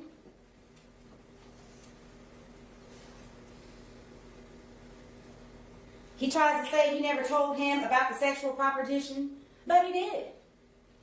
He said, man, he came up and said, man, get in the car. And my client said, man, I'm not on that. A good, thorough detective trying to really find the truth would be like, what do you mean by that? I'm not on that. Well, this is what it is. And you can't blame him being in the back of a patrol car. Being a man, want him to, talk about how he was sexually assaulted by another man. I would imagine that that's a hard conversation or something to say. But just like the number one sexual assaults against men are probably very underreported, black men going missing is underreported too. And that was a real possibility for my client that night. That's what he was trying to prevent. Going missing, from getting kidnapped, from being assaulted, from being sodomized, from being hit with a car. He was trying to avoid all that, whatever his plan was. But I'm going to get to that too. So yes, he did tell him. I told him I wasn't on that. He just didn't ask what it meant. He just didn't ask what it meant. Again, he tried to say, ask my client about the presence of the vest, and it wouldn't mean something. Yes, it does. Because my client has the respect for cops, for law enforcement, as we all should. As we all should. We should feel safe around those who want to protect us. We should. They should not be protecting by day and preying on people by night. They shouldn't. So that's one of the things when you're back there and you're looking at the indictment and you have to decide murder, felony murder, aggravated assault, criminal damage, you have to decide between the predator and the prey. And I submit to you, it should not be a hard decision. Now, I'm sorry that we're here, but guess what? We wouldn't be here if Mr. Thomas would have stayed home. You don't want to stay home? Leave my client alone. You don't want to leave him alone? Leave him alone the second time. But just don't get to keep repeatedly harassing people. People have the right to tell you, no, leave me alone. When you approach someone 4:30 in the morning, you are in fear. That person and they've already approached you 2 times, they don't mean you any good. Get in. He doesn't mean him any good.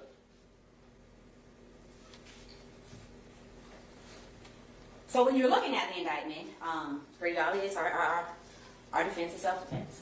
And so we have to prove. It's an affirmative defense. And that's important because what that means is that the state has to disprove it. They have to prove that he wasn't in fear. And ladies and gentlemen, we have the video. We have several videos that would have looked like that. There, we set the scene. It's a predator-prey scene. He's being circled. He's being followed. The fear is there. A reasonable person would be in fear. We have to prove that the danger is imminent. And the state would have you believe that it didn't become imminent until the 3rd offense. No. This was a growing situation. Predators move slow, right? They're calculated. He took his time. He probably might have knew he was instilling fear in my client. I don't know. But he was getting off on something.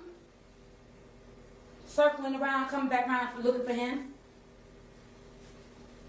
The fear was growing. As his intention, it was growing. It was imminent. He told you he took off his earbuds, like, okay, maybe I need to pay attention. You know, and as much as the state would like to say, don't let him get away with he shot his shot for shooting his shot. No, he got shot because he was brave. Because again, he didn't have to go. If that's what he wanted, he didn't have to be on the streets to get that. He didn't have to get it like that.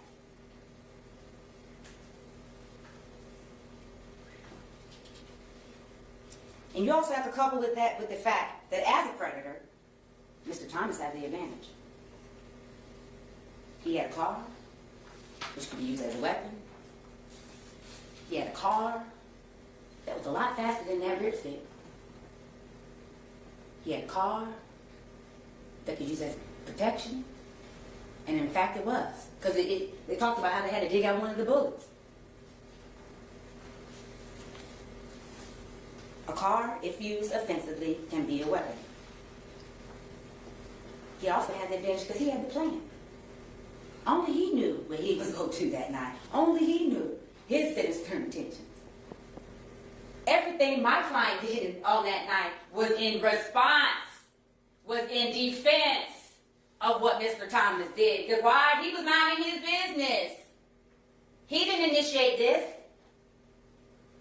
He was in defensive mode from the first encounter, from the first moment, as you should be, as a reasonable person in the middle of the night walking home should be. Why is this man stopping me? It's dangerous to pick up people. It's dangerous to be picked up. Why is he picking me up? I could be a threat. He wasn't nobody. He wasn't violating the law. He had a right to be walking on that street. He wasn't in the street. He had a right to be walking on the sidewalk. He had a right to be walking home. He had a right to tell you no. He was the only one in the right that night. He was the only one in the right that night. He was the only one in the right that night. He didn't have to do any of that. He didn't have to rip stick home. He didn't have to do any of that. What Mr. Thomas had to do, which is indisputed, everyone agrees, was leave him alone. Self-defense is a complete and absolute defense to every element charged in this indictment.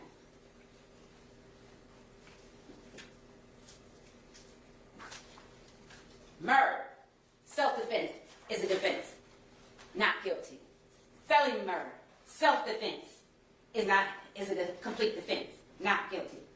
Felony murder based on a vehicle collision,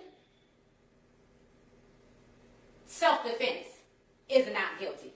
Aggravated assault, criminal damage to property, self-defense is an absolute defense to every element and every charge in this indictment. not guilty because of self-defense. They can't disprove it.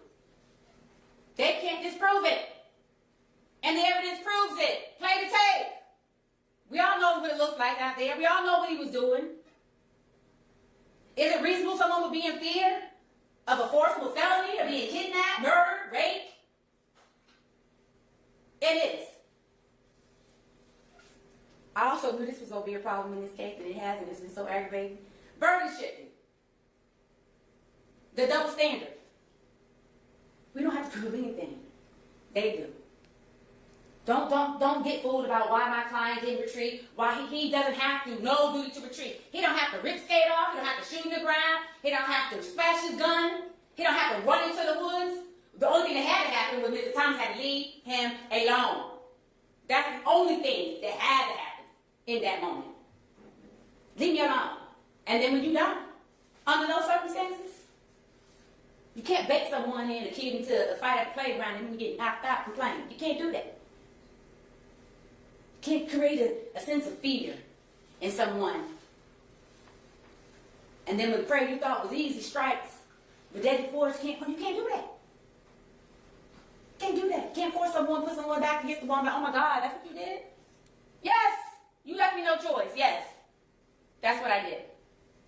Don't let them shift the burden. He had no right to stalk my client. He had no right to harass my client. He had no right to demand sexual favors. But for his actions, we wouldn't be here.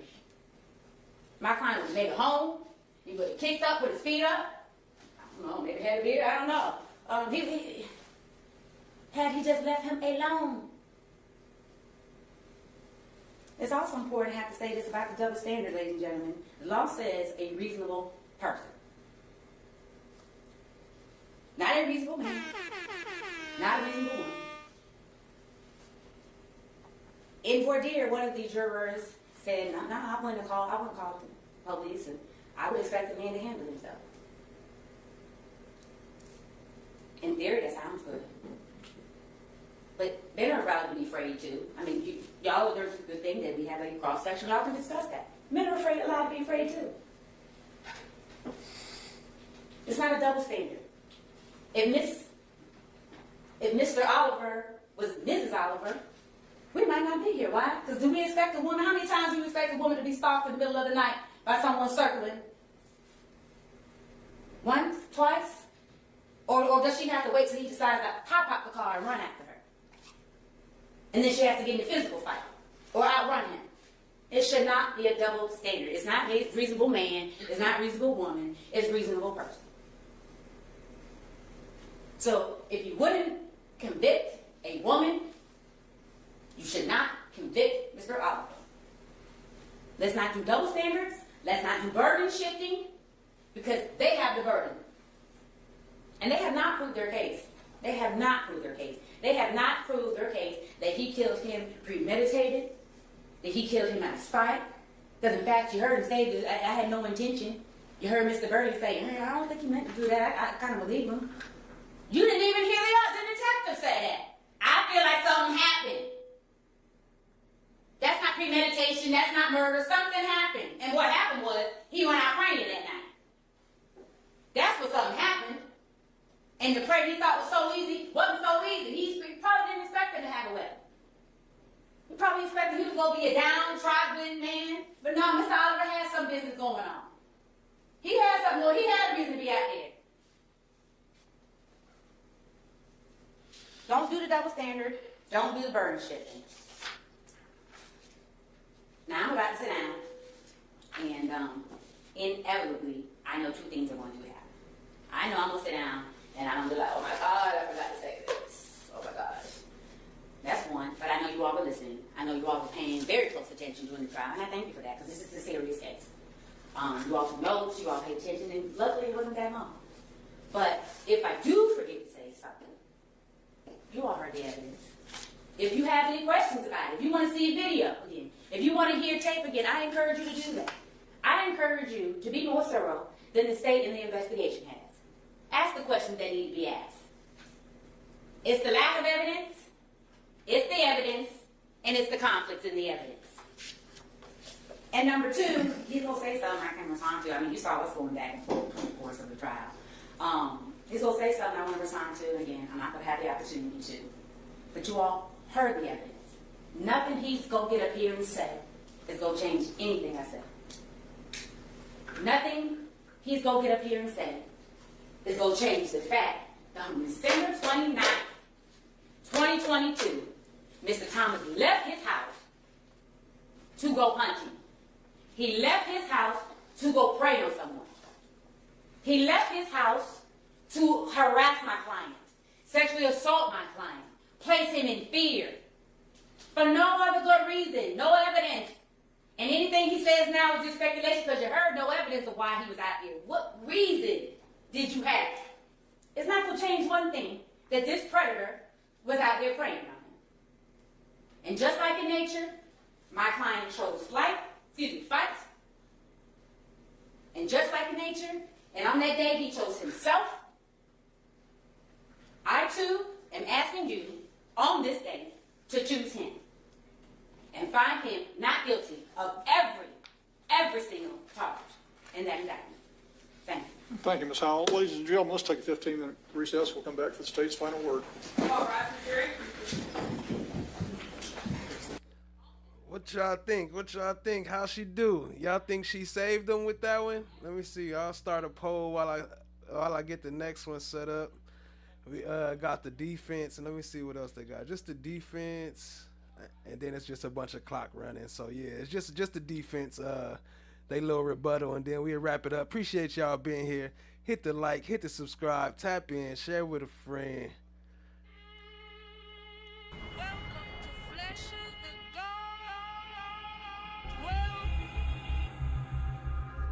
Well, isn't this a nice surprise?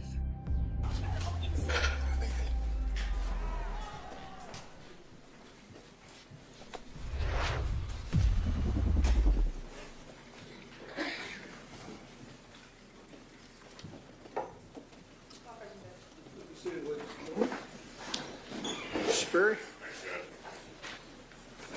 Morning, everyone. Morning.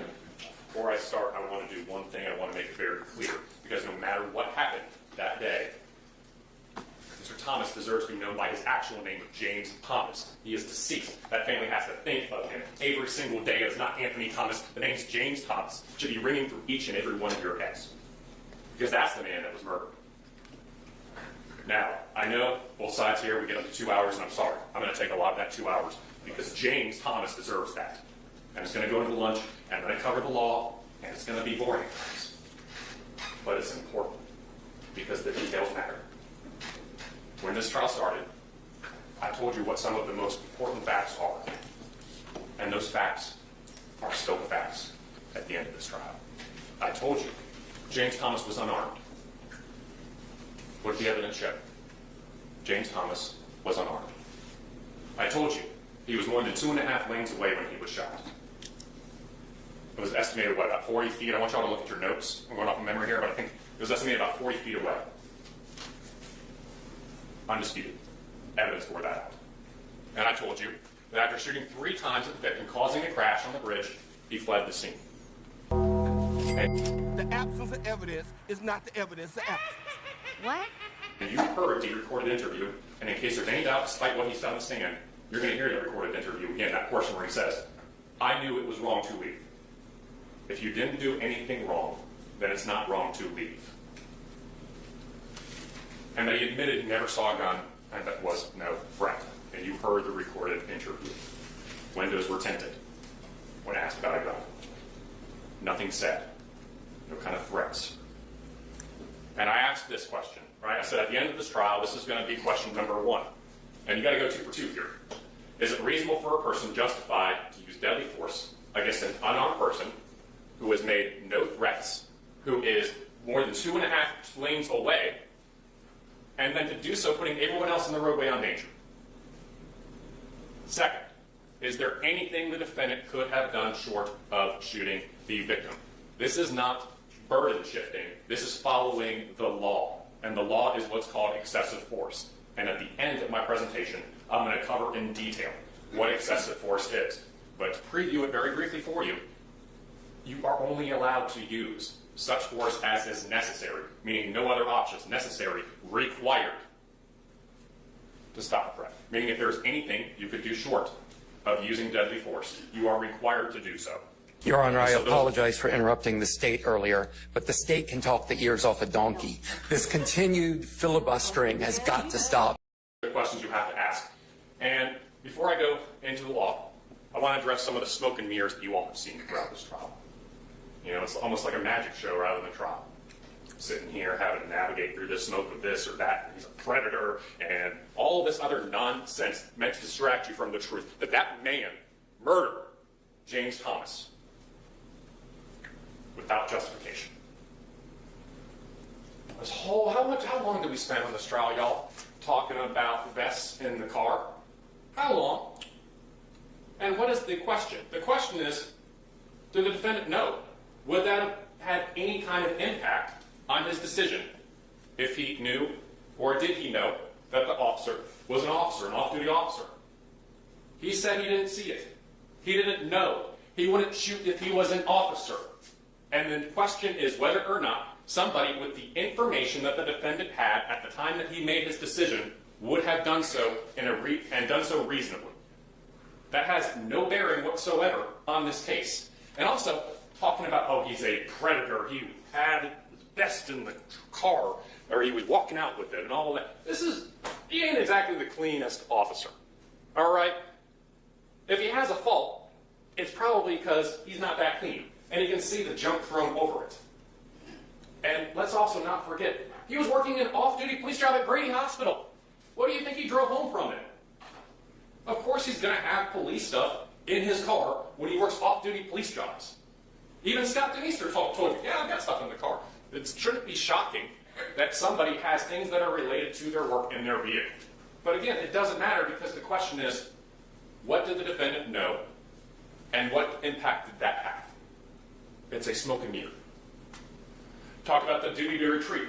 We're not disputing you don't have a duty to retreat. What we're telling you is that the conduct itself showed that he wasn't in fear. And duty to retreat only comes up when the other person is an actual aggressor. Going ahead and pulling up inside and hitting on somebody is not being aggressive. There's no physical force. So duty to retreat is not applicable. But where that's also coming about not scooting off on that second time, or not waving somebody down or going to the woods after that second time, that's all showing whether or not he truly feared for his safety. Never pointed a shotgun or threatened, right? Because he had all this talk about, well, he had a shotgun. If somebody, remember that testimony, Detective Meester? If I point a shotgun at you, you're going to submit, right? Y'all, the shotgun's in a trunk. Of course he would submit if a shotgun was pointed at him, but that's a made-up fact. That didn't happen. And we're going to cover that other photo here in another second because I had to do quite a few edits to my PowerPoint during that closing, okay? Talking about smoke and mirrors, about, oh, there's ammo in the car. Yeah, he's a cop. He's got ammo in his car. The defendant didn't see any ammo, so that has no bearing on whether or not the defendant reasonably feared for his safety, or whether or not anybody who was a reasonable person in the defendant's position would fear for their safety. We're talking traffic laws. We're talking about upholding your duty to make sure that you're not impeding traffic when you're not in uniform, in your off-duty car. That is what this case devolved into, not James Thomas being murdered in his car.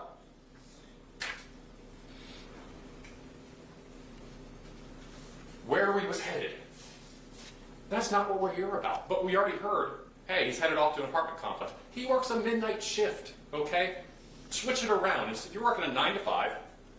When he heads out, 4 hours later, that's like him heading out at his 9 p.m. Okay? He's allowed to work a midnight shift and then go ahead and enjoy the rest of his day.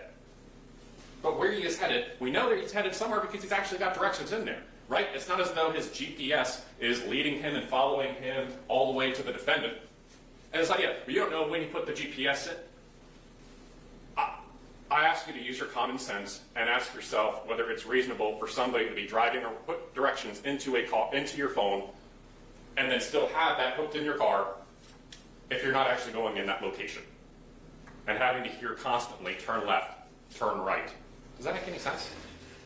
It doesn't. It's just meant to distract you because the reality is What matters is what took place on Bolton Road. He could have been going anywhere. He could have been going off to rob a bank. Doesn't matter. It's what did he know, the defendant, at the time, and what would a reasonable person in that position do? You heard it just, what, 45 minutes ago? Made sure he went out there, credentials and raincoat in hand. He didn't leave his apartment with that. He had left the stuff in his car. No explanation. We already just covered that for why the jacket or the vest was in the car. Scott DeMeester told you that. And it's offensive. It's just outright offensive that even in his death, he is still being victimized here as to his reputation. Salt in the grave. This random speculation with no basis in evidence. But let's go ahead and entertain this for 1 second. Okay? This has no bearing, but I'm going to entertain you all as to this master plan that James Thomas apparently has. Okay, James Thomas is going to work his off-duty law enforcement job at a hospital, come home, order some DoorDash so that way he's carved up before he goes out to hunt, go out wearing his slides without getting the gun out of the trunk to go and then cruise up and not, by the way, if you wanted to go ahead and lure the prey, right? We know a lot of kind of predators can go ahead and use traps like fancy colors and bring you in. But not even... ¿Qué puñetas? ¿Qué puñetas? ¿Qué puñetas? Use the kind of items that might be able to disarm the suspicions of the defendant. Not going to say, hey, I'm a cop. Does that make any sense? And when I talked about the height and the weight, right? He's going to then go ahead and choose somebody from 2.5 lanes over who is significantly larger than him.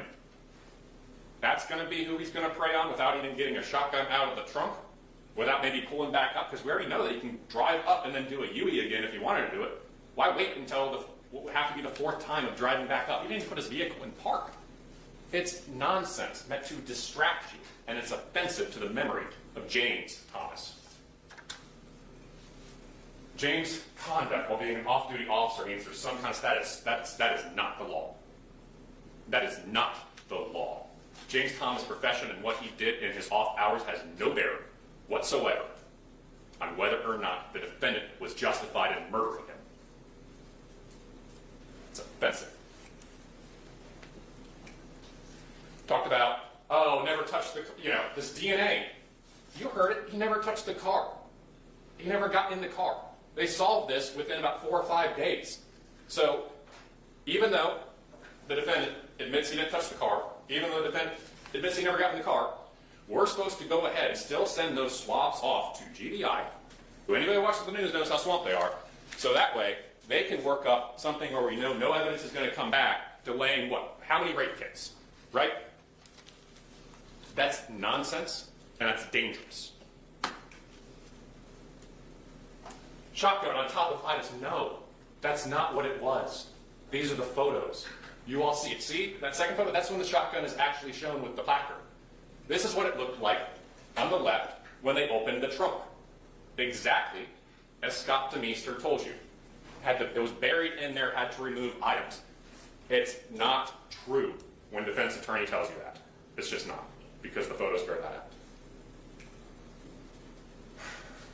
He wouldn't be shot if he was not up in his face. Y'all heard that. And what does the medical science tell you? No soot, no stippling. If so angry, by the way, it's not Newsom, it's Mr. Widener, in case you were wondering who Mr. Newsom is. Travis Widener. If so angry, why riding in the car? Well, one, he's got a ride with Eugene. Great. And what was it? It was, he's normally calm, but he can get upset very quickly. And that's what happened here. He's normally calm, he's normally chill. But just like Travis told you, he got upset pretty quickly. And that's why he acted irrationally. Didn't call 911 because the victim could have flipped the script because he is an officer. It's offensive to your intellect when that argument is made. Because we have established again and again, the defendant didn't know that the victim was an officer. So that has no bearing whatsoever on why the defendant didn't call 911. I'm going to talk about the law for a while here, okay? And what your duty is, okay? Your duty as a juror is to be fair and impartial and honestly seek the truth. When you raise your right hand, that's what you said, the truth. Not to seek doubt, the truth. And you have that duty to deliberate. And if somebody's not deliberating, you need to let the judge know. And these are the things in that circle that you are to consider. And it's tough, I get it. We all have our own personal beliefs, our own potential sympathies. But when you raised your right hand and you swore to that oath, this is what you swore to follow. To look at the law, to listen to the testimony of the experts. In this case, you had expert testimony from the medical examiner, and we stipulated about the testimony of the firearm examiner. The testimony of the witnesses. Motive to lie, which I'm going to cover next. Forensic evidence, right? We heard that about the ballistics. Elements of the crime, and common sense. Your personal feelings need to be set aside in the case to follow this. Not your passion, not whether or not you're concerned, what the public may say, not if you have any issues with the police, not if you have any kind of sentiment or sympathy, either for or against the defendant. If you're not sympathetic against the defendant, don't hold it against him, but if you're sympathetic, you can't use that to justify deviating from the law. I'm going to cover what excessive force is. You have a sworn duty to follow what the law is, even if you don't agree what the law in Georgia is.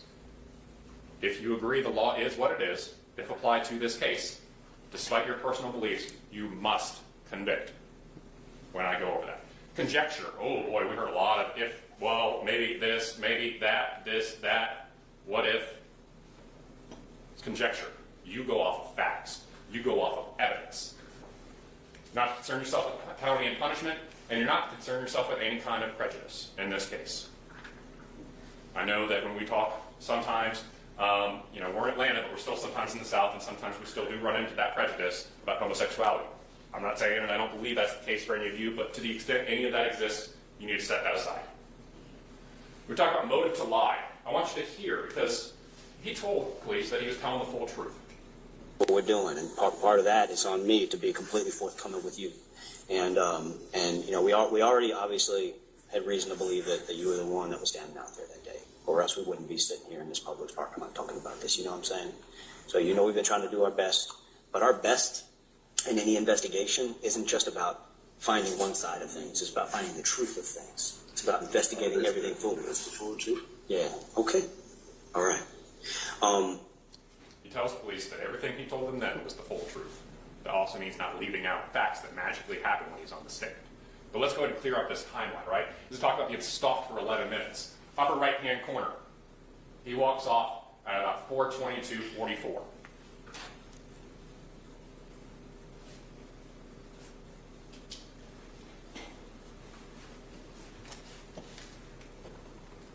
James drives by at 4:25:20. Now, you've also got to factor in the time it's going to take James to catch up to him. Okay? And you all mark down when those gunshots happened at 4:31:44. We already went through that. We played that for you. The math doesn't math for this idea of stalking for 2 minutes. That morning I got at work. I was saying that. Hold on, did he say the math doesn't math? Was he trying to say the math ain't mathing? He said the math doesn't math. Hold on. It doesn't math. Through that, we played that for you. The math doesn't math for this idea of stalking for 2 minutes. That morning I got at work. I was at home. The car posted me out of nowhere. Asked me if I need a ride. I said, no, it's great. Can't walk. Now he drove off. Came back again. The full truth. That's the full truth right there. All of a sudden now we're inventing facts that don't even fit what we know the timeline is. Demanded he get into the car. If you're telling the full truth and you're in fear for your safety and you're trying to clear your name like he said he was, you do not hold back about a demand to get into the car. It's a let's. Let me get you. Get in, let me get right. I don't know what the fuck he got going on about some straight. Went the 3 to 4 times, 3rd time came back. I actually watched with my eye. As the car went straight down the street. Play that one more time for you. Came back again. Get in, let me get right. I don't know what the fuck he got going on about some straight. Get in, let me give you a ride. Let me give you a ride. I don't know what you got going on, Oscar. Really? Let me give you a ride as a demand that you feel is overwhelming, that you're going to be kidnapped, that you fear for your safety, to the point you are going to need to use deadly force in the next encounter? Right? And we already showed this one here. The headlights being off. Y'all saw that video. Headlights were on. Here we go. There he goes walking, and the headlights are on. They're just adding facts. But it doesn't fit the evidence when you actually go and peer through the smoke and mirrors. Or brandish or anything that I don't know, it's nighttime, I can't see. Yeah. It's dogs. A situation that you were scared of. Windows, looking a little tent, I can't see in them, you load them down. As I was talking, it's a lot of, and then the thing about it, I see a lot of stuff happening on their news. You know? You can see fumbling in the car now and Stanley saying that, but when he was talking to cops, you couldn't see anything. Like I said, at that point, I know it was wrong to leave that scene. Yeah. And, well, I know it was wrong to leave that scene. Yeah. I knew it was wrong to leave the scene. Oh, this is a big one, y'all. Because we talk about motive to lie, and we talk about victim, and we talk about witness credibility, right? If somebody's lying to you about this, they're going to lie to you about something else. What did he get up here and tell y'all? What he did? I just turned around. I wasn't shooting anything. I wasn't shooting at him. You know, I just figured I just turned and just started shooting down. And then we had this whole thing about the grouping, and no, I wasn't shooting at the car. It's a lie. Word hit a car, and then he went that way. Up this way. I got 3 shots. Toward the driver. There was the driver window. There was no passenger with the driver window, and then shot out that way. Yeah. And then Let off 3 shots, the driver window. Let me show you all again. The evidence is going to show that anything that I may have said, they exacerbated it. Word hit a car, and then he went that way. Up this way. I got 3 shots. Toward the driver. There was the driver window. There was no passenger with the driver window, and then shot out that way. Yeah. And then I guess it hit the other car that came past. All right. And he even made sure to be clear, I wasn't shooting at the passenger window. So when he got up there and he said that, he looked at y'all and he was lying to you. Shot when the car was coming at him at a high rate of speed, right? We all heard that. The ballistics don't add up to that, because what happens if James Thomas is right here and the car is coming? Raises, shoots as the car is coming. Where are the bullet holes going to be? Where are the bullet holes going to be? They're going to be in that front windshield. Where are they? They're on the side. Now, I don't know what kind of matrix bullets he has at the curve, but I haven't seen them. He shot James Thomas when the brake lights are already there, and James Thomas is on the side with the window down, about to go ahead and shoot his shot one more time.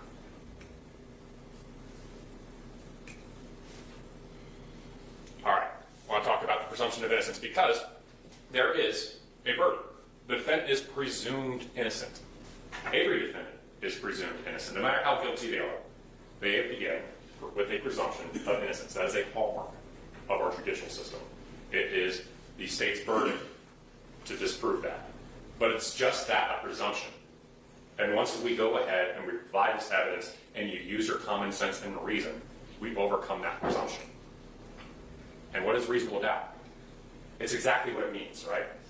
It's a doubt that can be based upon common sense and reason. It's not a vague or arbitrary doubt. It's not to a mathematical certainty. I can't tell you a certain percentage. It's just you know when you know, right? If somebody tells you something, you go, that doesn't sound right. If that's the case, if you don't have, that doesn't sound right, that doesn't make sense, that's the situation. And we all were picked because of common sense and reason. When you all woke up and you got those juror summons, after you probably left off a couple 4-letter words, right? Calm down, got your common sense, came in, went through the sweat ire, we asked you questions, you had your common sense, you've been sitting there all day, today, yesterday, Monday, had your common sense, and when you go back in there to deliberate, you will deliberate using your common sense and reason. It's not whether or not the state answered all of my questions. It is whether or not, using your common sense and reason, we prove the case beyond a reasonable doubt. I'm never going to be able to answer all y'all's questions. That's not the burden. The burden is, here are the elements of the crime.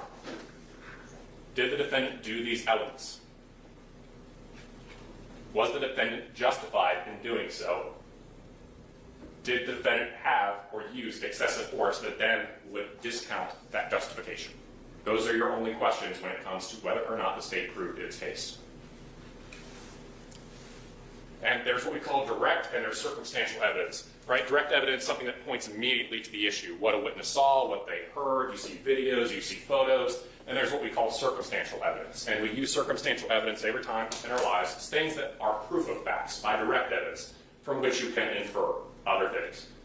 So what do I mean by that, right? I'm using a lot of legal terms. I'm going to give you a great example. Something I thought, based upon the warnings last night, we all were going to have to encounter today. So this is not the greatest photo, but I thought it was going to be a pretty good photo when I went to bed last night. So, you're getting ready to go to bed. You can hear in the distance some booms, okay? Maybe you can see in the distance some flashes.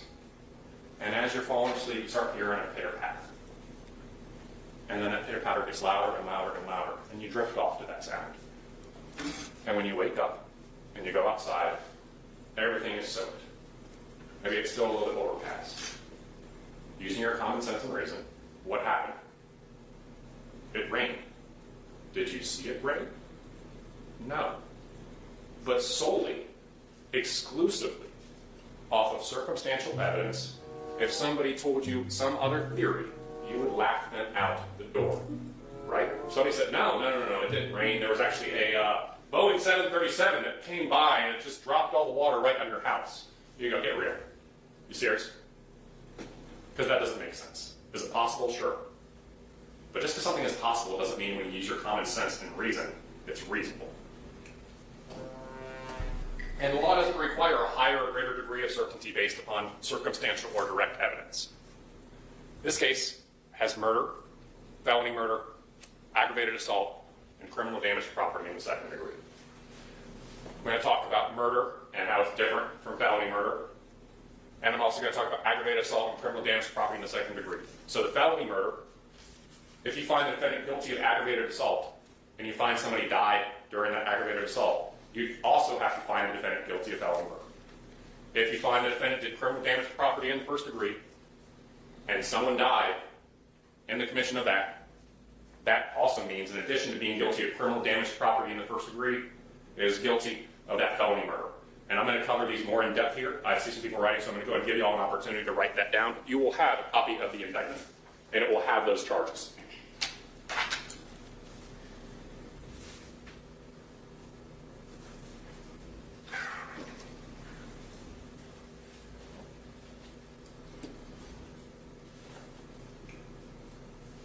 Let's talk about count one. Person is guilty of murder when a person unlawfully, with malice aforethought, causes the death of another human being.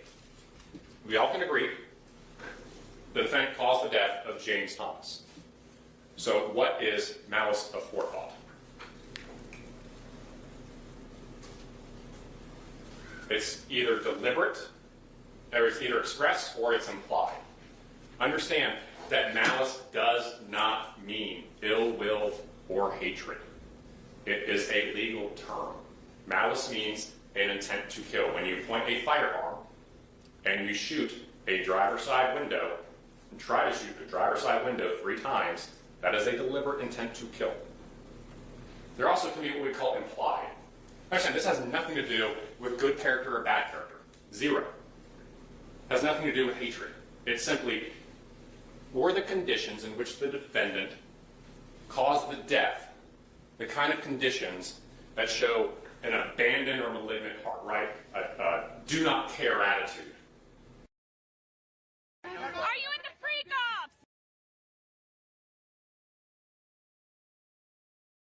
Daddy, I like when you scrambling and scraping for shit. No, I got I notes like and that. About the kind of harm that can be caused to him or others. And we have both here. There is a deliberate attempt to kill. And then he went that way. This way. I got 2 shots. Toward the driver. It was the driver window. There was no passenger. It was the driver window. And then shot out that way. Yeah. Never, I guess, he hit the other car that came past. People intend the logical conclusions from their actions. And the logical conclusion when you shoot at somebody through a window, attempting to do so 3 times, is you're going to kill them. That means that there is express. It doesn't mean he dislikes him. What it just simply means is he knew his actions were likely to take the life. And then the abandoned malignant heart. His actions in shooting in a road that, by the way, has this truck, James' vehicle, Fantasia's vehicle, a vehicle coming over a bridge, by the way. Oh, it happened right in front of me. Put every single one of those people's lives at risk. Oh, nigga, they ahead of me. And what does he do? Does he check on anybody that he might have hurt? No. He flees. It's an abandoned heart when you put every single one of those person's lives at risk in this manner. You know that what you're doing can hurt people, but you still do it anyway. Understand also, you're not going to hear the word premeditation because that's on TV. That ain't in Georgia. Georgia requires no premeditation. All it requires is malice, which we just covered, right? The intent, the either express intent to deliberately take a life, or doing it and doing that action in a way that just puts everybody at risk, such that he showed that abandoned malignant heart. Bruh. And that can be formed in a second. And we know that's there, and we know that's present. Even with one shot, even in that very moment that first shot comes out, that very second it can be formed. But in this case, it goes even farther than that. It goes beyond 1. It goes to 2. It goes to 3.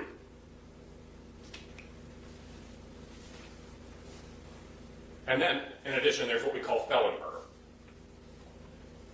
Now, we don't have to show that he even intended to kill. We don't even have to show that Just he a has hot mess. Flush of the guys, good to see. If those exist, he's still guilty of this. Understand it. If that malice exists, he is still guilty of felony murder if he committed that felony. But what felony murder also says is that you don't need to have that intent to deliberately take a life or do your action in a manner that shows abandonment or malignant heart.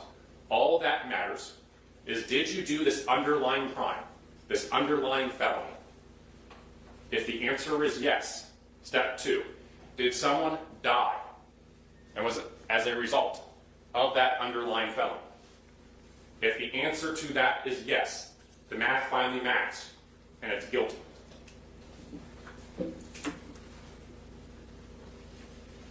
Is he involved in an aggravated assault? He told you.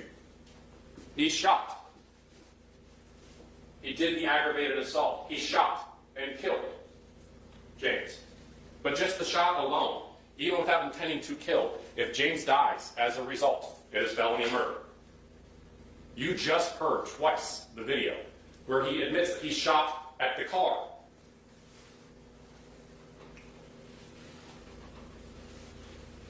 And that's going to be criminal damage to property. But we're going to get to that in a moment here. All right, we just covered the aggravated assault. Count 3 is felony murder for criminal damage to property in the first degree. And that's where you knowingly and willfully, which he said, he knowingly shot without authority. James Thomas, through his relative consent to being shot at 3 times, shot his vehicle in a manner so as to endanger human life. So even in the shooting, when he's shooting at that vehicle, and we know Fantasia Sim's vehicle was also right there, he puts not just James Thomas's life at risk, but Fantasia Sim's life at risk. Not only that, he also puts everybody that's on that roadway, especially those that are coming forward over a bridge to those vehicles, that can cause that potential head-on collision. So did he shoot a vehicle in a manner that endangered human life? The answer is yes. Did someone die as a result of that? The answer is yes. Therefore, you are guilty under both criminal damage to property in the first degree, as well as the felony murder, based upon criminal damage to property in the first degree. Understand, we don't have to prove motive. That is not required. Now, you heard from Travis Widener about how easily he can go say,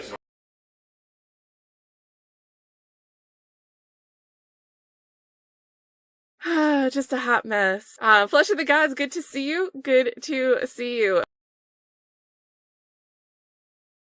normally real chill, but he can go from, you can get upset real quick. And that's the motive here. He got upset. This guy's hassling him, questions his manhood, and he just pops one off, or three off, because he's upset, he's tired, and wants to be left alone when he's going home from work. That's your motive, is he was insecure about his own masculinity. And he's tired, and he's frustrated, and he's going to go ahead and show his masculinity by pulling out his big stick and firing. Justification. A defendant is justified in using force that is intended or likely to cause death or serious bodily injury when he reasonably believes that the use of such force is necessary to prevent death or serious bodily injury to himself or the commission of a forcible felony, which means a felony that involves the use of threat or force or violence against another. And we're going to go more in depth on each of these, okay? There are 3 requirements, and this is before we even get to excessive force. Understand that. 3 requirements. The defendant has to believe that his threat of use or use of force is necessary to prevent exactly what we just talked about, death or serious bodily injury. The defendant has to believe it. Number 2, a reasonable person has to believe that. Not just the defendant, but it's almost like if you're watching football, right? And they go ahead and throw that challenge flag. The reasonable person is going to watch that video of that play and make their determination. So, the absence of evidence is not the evidence of absence. What? Hey, yo. Big shout out to Cat Knott Williams and Brown Sugar Babe. Cat Knott Williams with the 5. Brown Sugar Babe gifting the membership. Y'all show them some love. Appreciate it. Drop some KSPNs and some sunflowers in the chat with the coins. Appreciate the support. Y'all show them some love. Hopped in and became today's stream sponsor off top. Appreciate you. Y'all show Cat Knott Williams some love. Drop them KSPNs.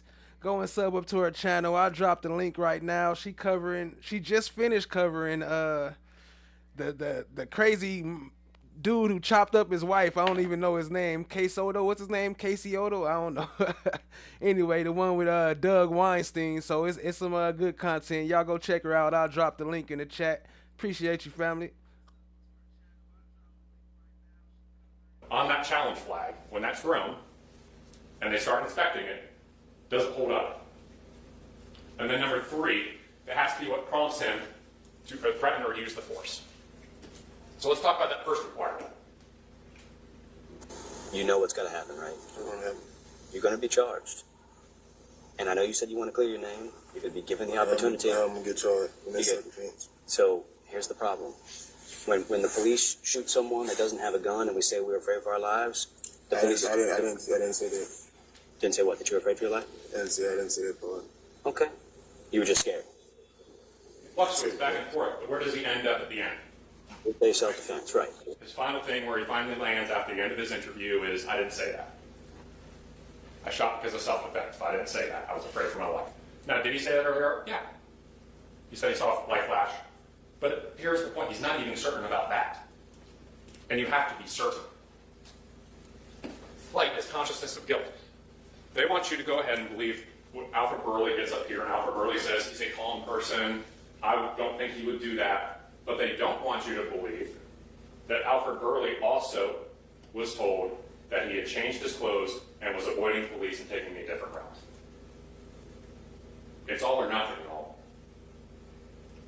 And I submit to you, the reason why he fled, the reason why he's evading police, the reason why he's even telling his friend Matt, is because he knew he'd done effed up. Hi, my name is... Like I said, at that point, I know it's wrong to leave that scene. Yeah. And I went home. I know I leave that scene. Yeah. If your actions cause a crash and put others also at risk, a person that is a victim lets the authority know why this happened and to check on people. So did the car when it swerved over there? It must have almost hit you, huh? It wasn't that far from where you would have been I standing. was on the sidewalk. Yeah. So you were on the sidewalk and he was going this direction. We know that he swerved, hit a car, and then he went that back way. up this way.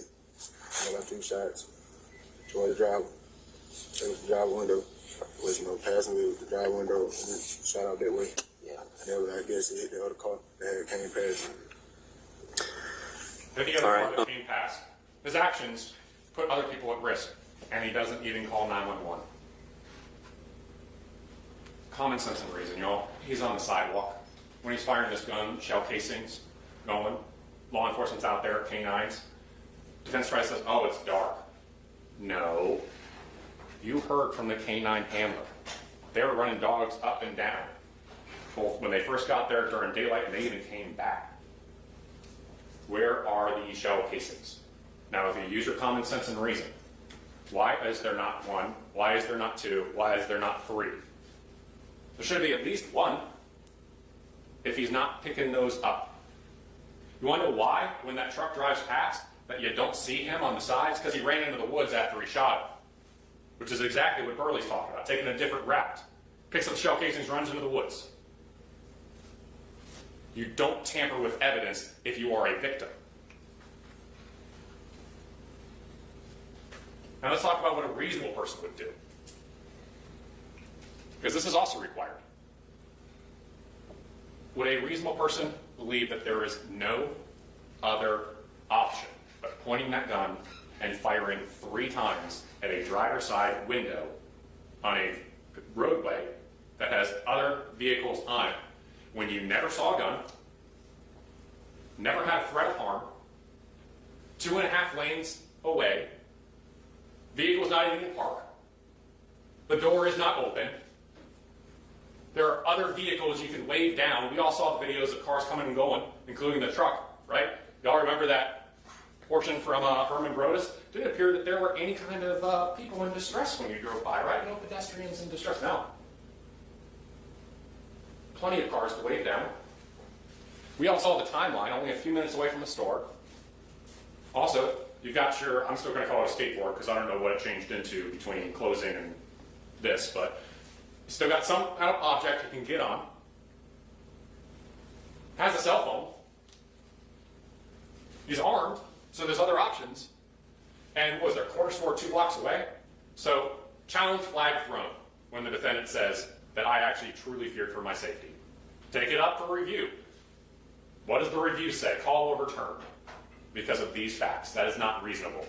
That there is nothing. This is your only option. It is necessary. It is required that you use deadly force in the manner that you did. All right, excessive force. This is the most important charge in this case. A defendant is not justified in using excessive force while acting in self-defense. Even if the defendant hit those earlier criteria of being justified, you cannot take it from 0 to 100. Just like I said in opening, you've got to take any other step short of that before you use deadly force. If you decide the defendant used more force than was reasonably necessary to defend against the alleged victim's threats or use of force, then it is not justified. And if it's not justified, it's undisputed about guilt. Option number 1. Is this an option that could have been done? Again? Nah, I'm good. Leave me alone. Anyway, I'm good. Should that have been tried before firing 3 times into a roadway at a driver's side window? Should that have been done? If the answer is yes, then your verdict is guilty. Number 2, something that unfortunately I think every single woman knows when they are being hollered at. Sometimes just ignore. And that's what he could have done. Could have ignored it. Monkey shit. Could have also done what any woman in that position could have done. Call a friend or call 911.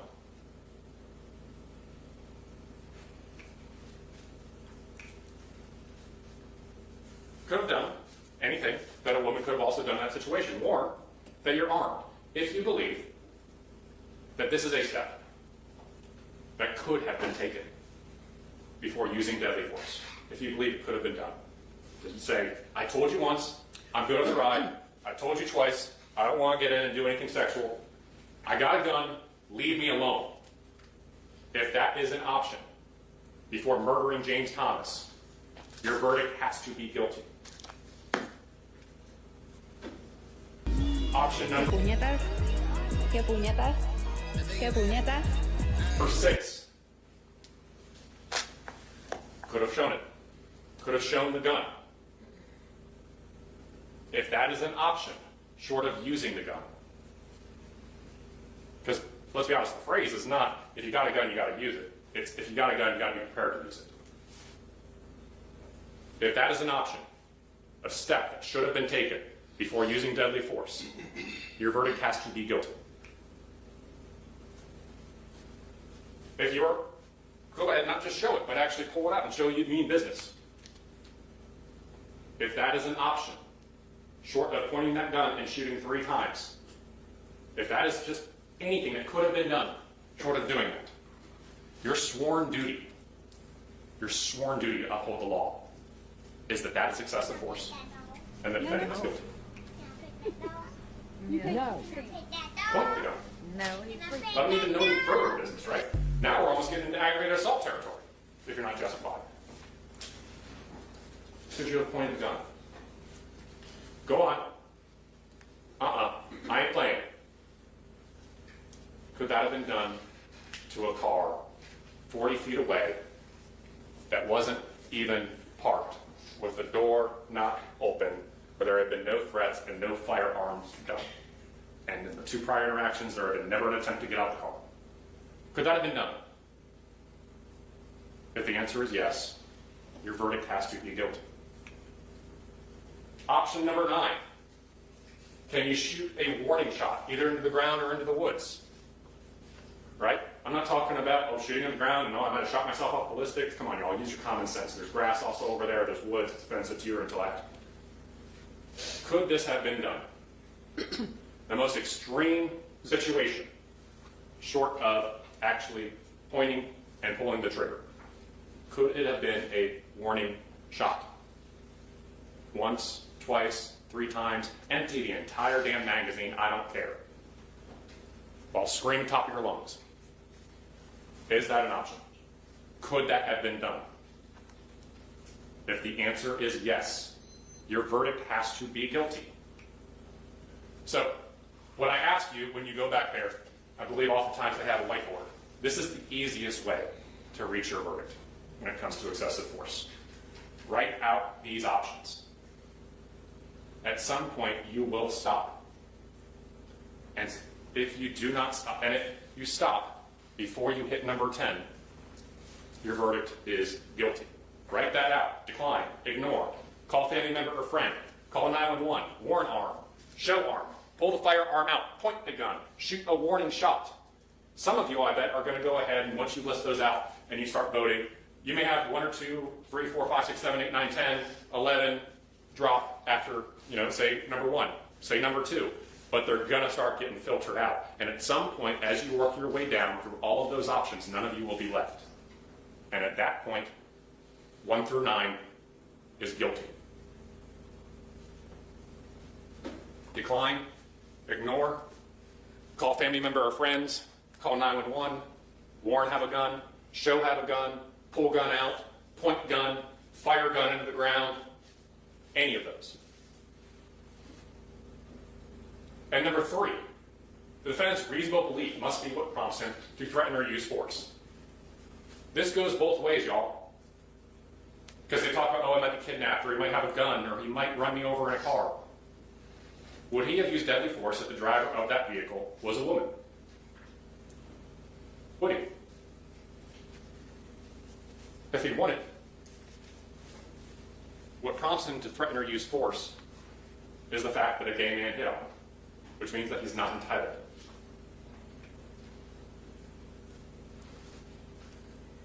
Y'all, I want to talk about what I consider, and I'm winding down here.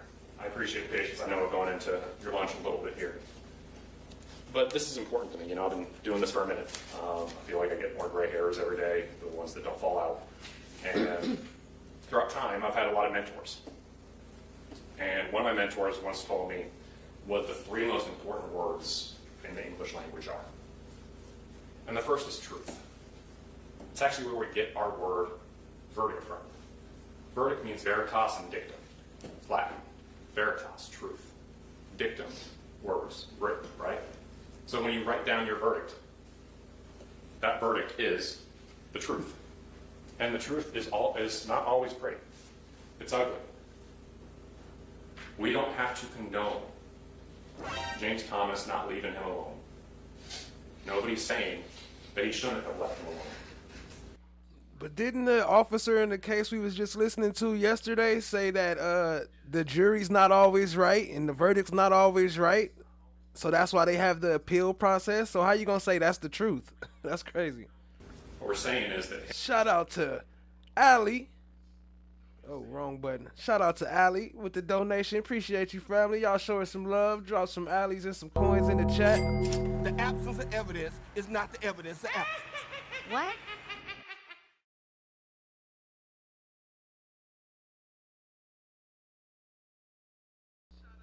Dropping a 10 spot. Appreciate you, family. We gonna keep it rolling, but I'll still drop you 2 bombs. Him not leaving him alone and going back a third time, which, by the way, please remember that when he came back that third time, he's just simply going back in the same direction of travel as he was originally going. And when he comes back on that time, that doesn't mean that he should die. The truth is ugly. But you heard it throughout this trial. We didn't shy away from the truth. And when you hear that truth, you are able to do something. Because you're able to do that second word. With that verdict, that truth, you write your verdict. You're able to do another thing. You're able to give justice. And by the way, her message was free to smoke. Shout out to Flesh of the Gods. Appreciate you, family. Forgot to read the message. I gotta get my pull-up thing working. It's tripping right now, but anyway, appreciate you. Look at it. I know you all don't want to, but look at it. He deserves that. He deserves justice. And that is the role of the jurors. Through the truth of your written words of guilt, you give, finally, justice to James Thomas. But most importantly, you give something else.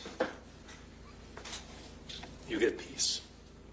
You give peace not just to James, but you give peace to the family that's had to sit throughout this trial and listen to the slander and the insinuations with zero evidence about the character of their loved one. You get to give peace to the family that has been traumatized again and again and again when their son is referred to as an animal. He is not an animal. He was a human being. He was a son. He was a brother. And he deserved respect, and he deserved the right not to have to be 6 feet under the ground. And that's what he took from them when he used excessive force. And your verdict, that truth of guilty, gives not just justice to James. It gives peace, finally, after all of these years, to that family.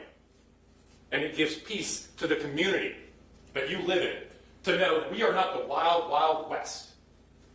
You don't get to go ahead and just start popping off rounds at people just because they go ahead and solicit you. That is not right. That is not the law. And you get peace of mind to that family. You get peace of mind to the community. And you get peace of mind to James when you render the only verdict that speaks the truth, that he used excessive force and is guilty. Thank you. All right, thank you, Mr. Perry. Ladies and gentlemen, thank you for the attention you paid during the closing arguments. We're going to go ahead and take a lunch break now. You'll be on your own for lunch today, and we'll give you. We'll shoot to be back at 10 minutes past 1 o'clock. If you have a nice lunch, please continue to follow. Closing arguments. Shout out again to our stream sponsors real quick. Appreciate y'all. We almost up out of here. That's pretty much all we're going to show, but I'll wrap up the rest of what they say today, and then I want to see the end of what they said earlier today from the beginning, so I can see if they coming back. I know he said they coming back tomorrow, but I just want to see how it ended. The absence of evidence is not the evidence of absence. What?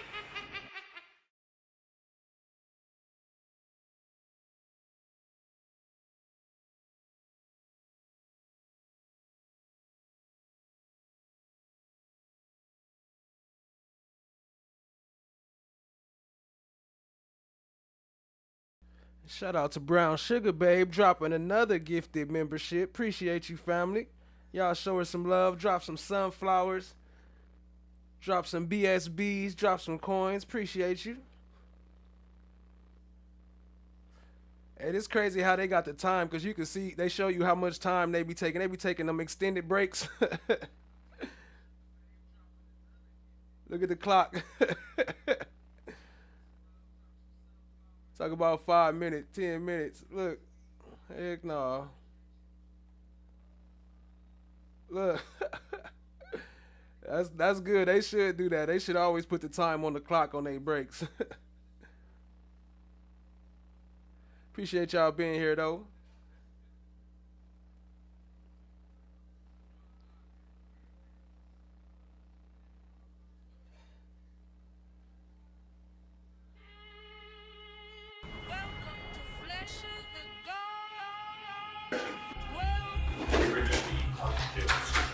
Well, isn't this a nice surprise?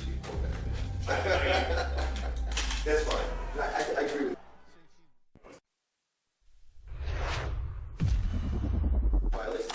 Continuing, I guess I'll need the defendant's interview, which they can ask to see if they want. Yeah. That would be the only thing. Okay. All right.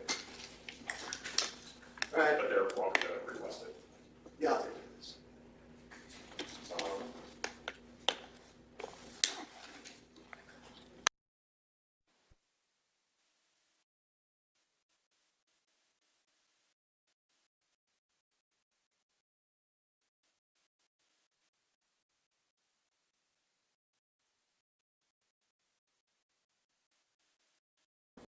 I didn't get a copy.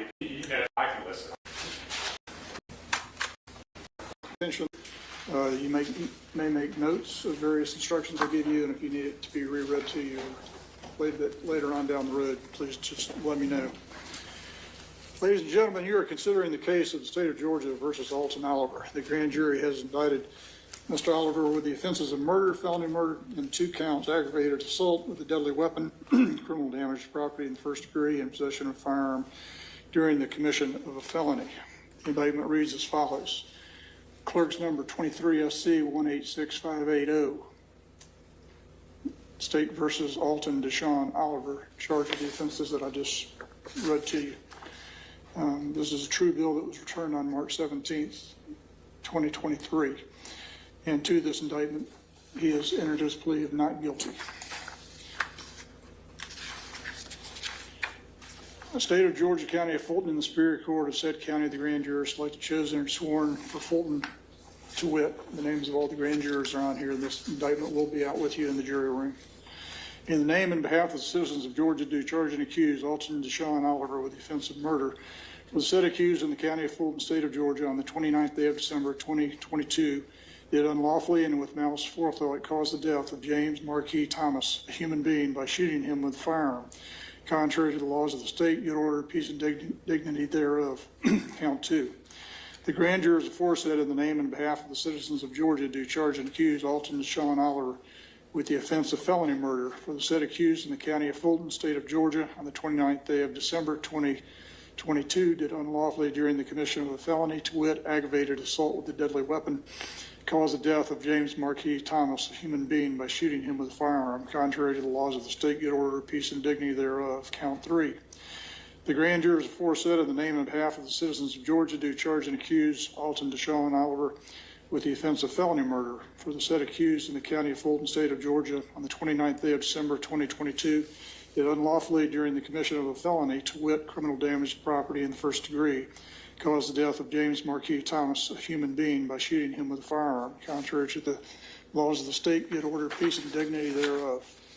Count 4, the grand jurors aforesaid in the name and behalf of the citizens of Georgia do charge and accuse Alton Deshaw and Oliver with the offense of aggravated assault with a deadly weapon for the said accused in the county of Fulton, state of Georgia, on the 29th day of December 2022 did unlawfully commit an assault upon the person of James Marquis Thomas by shooting him with a firearm, the same being a deadly weapon, contrary to the laws of the state, get order of peace and dignity thereof. Count 5. The grand jurors aforesaid in the name and behalf of the citizens of Georgia do charge and accuse Alton Deshaw and Oliver with the offense of criminal damage to property in the first degree for the said accused in the county of Fulton, state of Georgia, on the 29th day of December 2022 did unlawfully, knowingly and without authority interfere with a black in color Ford Fusion automobile, property of James Marquis Thomas, in a manner so as to endanger human life by shooting it with a firearm. Contrary to the laws of the state, good order, peace, and dignity thereof. Count 6. The grand jurors aforesaid in the name and behalf of the citizens of Georgia do charge and accuse Alton Deshaw and Oliver with the offense of possession of a firearm during the commission of a felony for the said accused in the county of Fulton, state of Georgia, on the 29th day of December 2022 did unlawfully have on or within arm's reach of accused person a firearm during the commission of at least one of the following felonies, to wit, murder, felony murder, aggravated assault with a deadly weapon, and criminal damage to property in the first degree, contrary to the laws of the state, good order, peace, and dignity thereof. Fonnie T. Willis as district attorney for Fulton County. Ladies and gentlemen, Fonnie T. Willis degree, contrary to the laws of the state, good order, peace, and dignity thereof. Fonnie T. Willis as district attorney for Fulton County. Ladies and gentlemen, Fonnie T. Willis. Once again, she strikes again. The defendant has entered his plea of not guilty to this indictment. The indictment and the plea form the issue that you have been chosen to decide. Neither the indictment nor the plea of not guilty should be considered as evidence. The defendant is presumed to be innocent until proven guilty. The defendant enters upon the trial of the case with a presumption of innocence in his favor. This presumption remains with the defendant until it is overcome by the state with evidence that is sufficient to convince you beyond a reasonable doubt that the defendant is guilty of the offense or offenses charged. No person shall be convicted of any crime unless and until each element of the crime is proven beyond a reasonable doubt. The burden of proof rests upon the state to prove every material allegation of the indictment and every essential element of the crime charged beyond a reasonable doubt. There is no burden of proof upon the defendant whatsoever, and the burden never shifts to the defendant to introduce evidence or to prove innocence. When a defense is raised by the evidence, the burden is on the state to negate or disprove it beyond a reasonable doubt. However, the state is not required to prove the guilt of the accused beyond all doubt or to a mathematical certainty. A reasonable doubt means just what it says. A reasonable doubt is the doubt of a fair-minded, impartial juror honestly seeking the truth. A reasonable doubt is a doubt based upon common sense and reason. It does not mean a vague or arbitrary doubt, but it is a doubt for which a reason can be given, arising from a consideration of the evidence, a lack of evidence, or a conflict in the evidence. After giving consideration to all of the facts and circumstances of this case, if your minds are wavering, unsettled, or unsatisfied, then that is the doubt of the law, and you must acquit the defendant. But if that doubt does not exist in your minds as to the guilt of the accused, then you would be authorized to convict the defendant. If the state fails to prove the defendant's guilt beyond a reasonable doubt, it would be your duty to acquit the defendant. Members of the jury, it is my duty and responsibility to determine the law that applies to this case and to instruct you on that law. You are bound by these instructions. It is your responsibility to determine the facts of the case from all of the evidence presented. Then you must apply the law that I give you in this charge to the facts as you find them to be.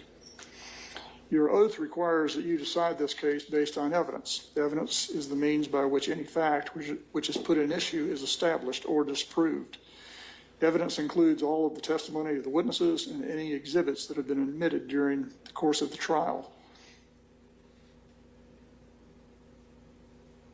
Evidence does not include the indictment, the plea of not guilty, opening or closing arguments, remarks of the attorneys, or questions asked by the attorneys, or anything that I have said. And all of the evidence, physical evidence, will be back in the jury room with you during your deliberations. The parties have entered into a stipulation that has been approved by the court. The defendant's statement to Detective, it says Packer, it's Leon Packer and Scott, was voluntarily given. Where the parties stipulate facts, this is in the nature of evidence. You must take that fact or those facts as given.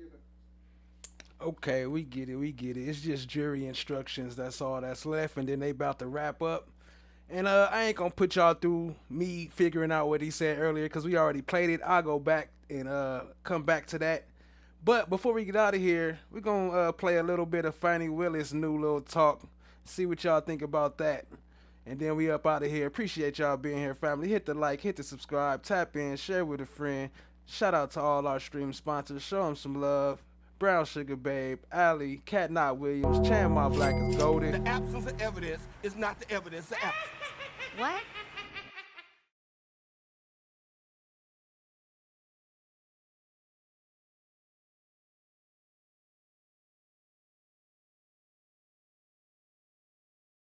Cold case that will be prosecuted. Here to announce the arrest of Angel Thompson.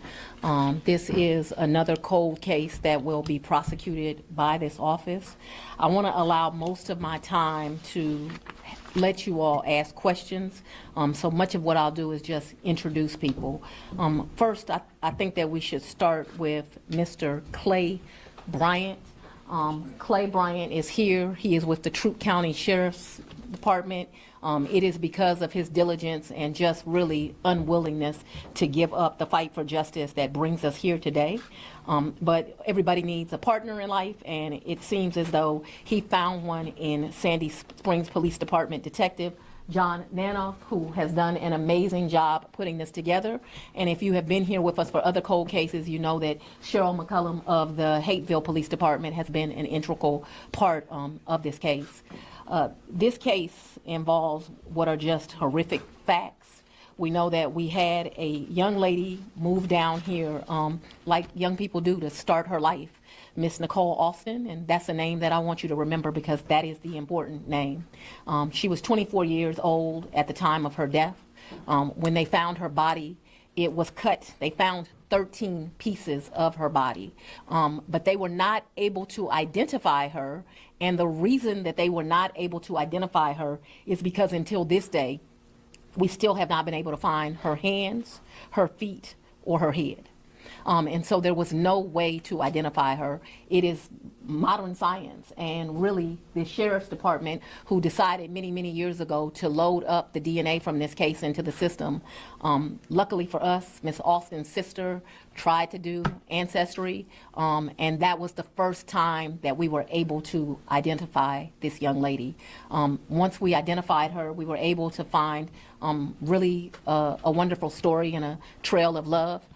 I have here today with me Miss Sylvia Austin. This is Miss Nicole Austin's mother.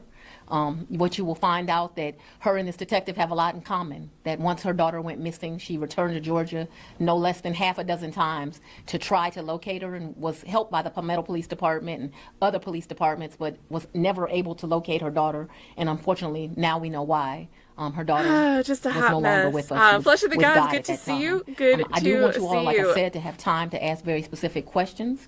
I can tell you that we are going to take our time so that we put together an indictment correctly, but it will involve human trafficking as well as this murder, because we believe that this victim was trafficked prior to her murder, that this involves classic domestic violence where the young lady was basically not going to allow both her lover and, I hate to say such a nasty term, but really cash cow, the person that was bringing her money, go.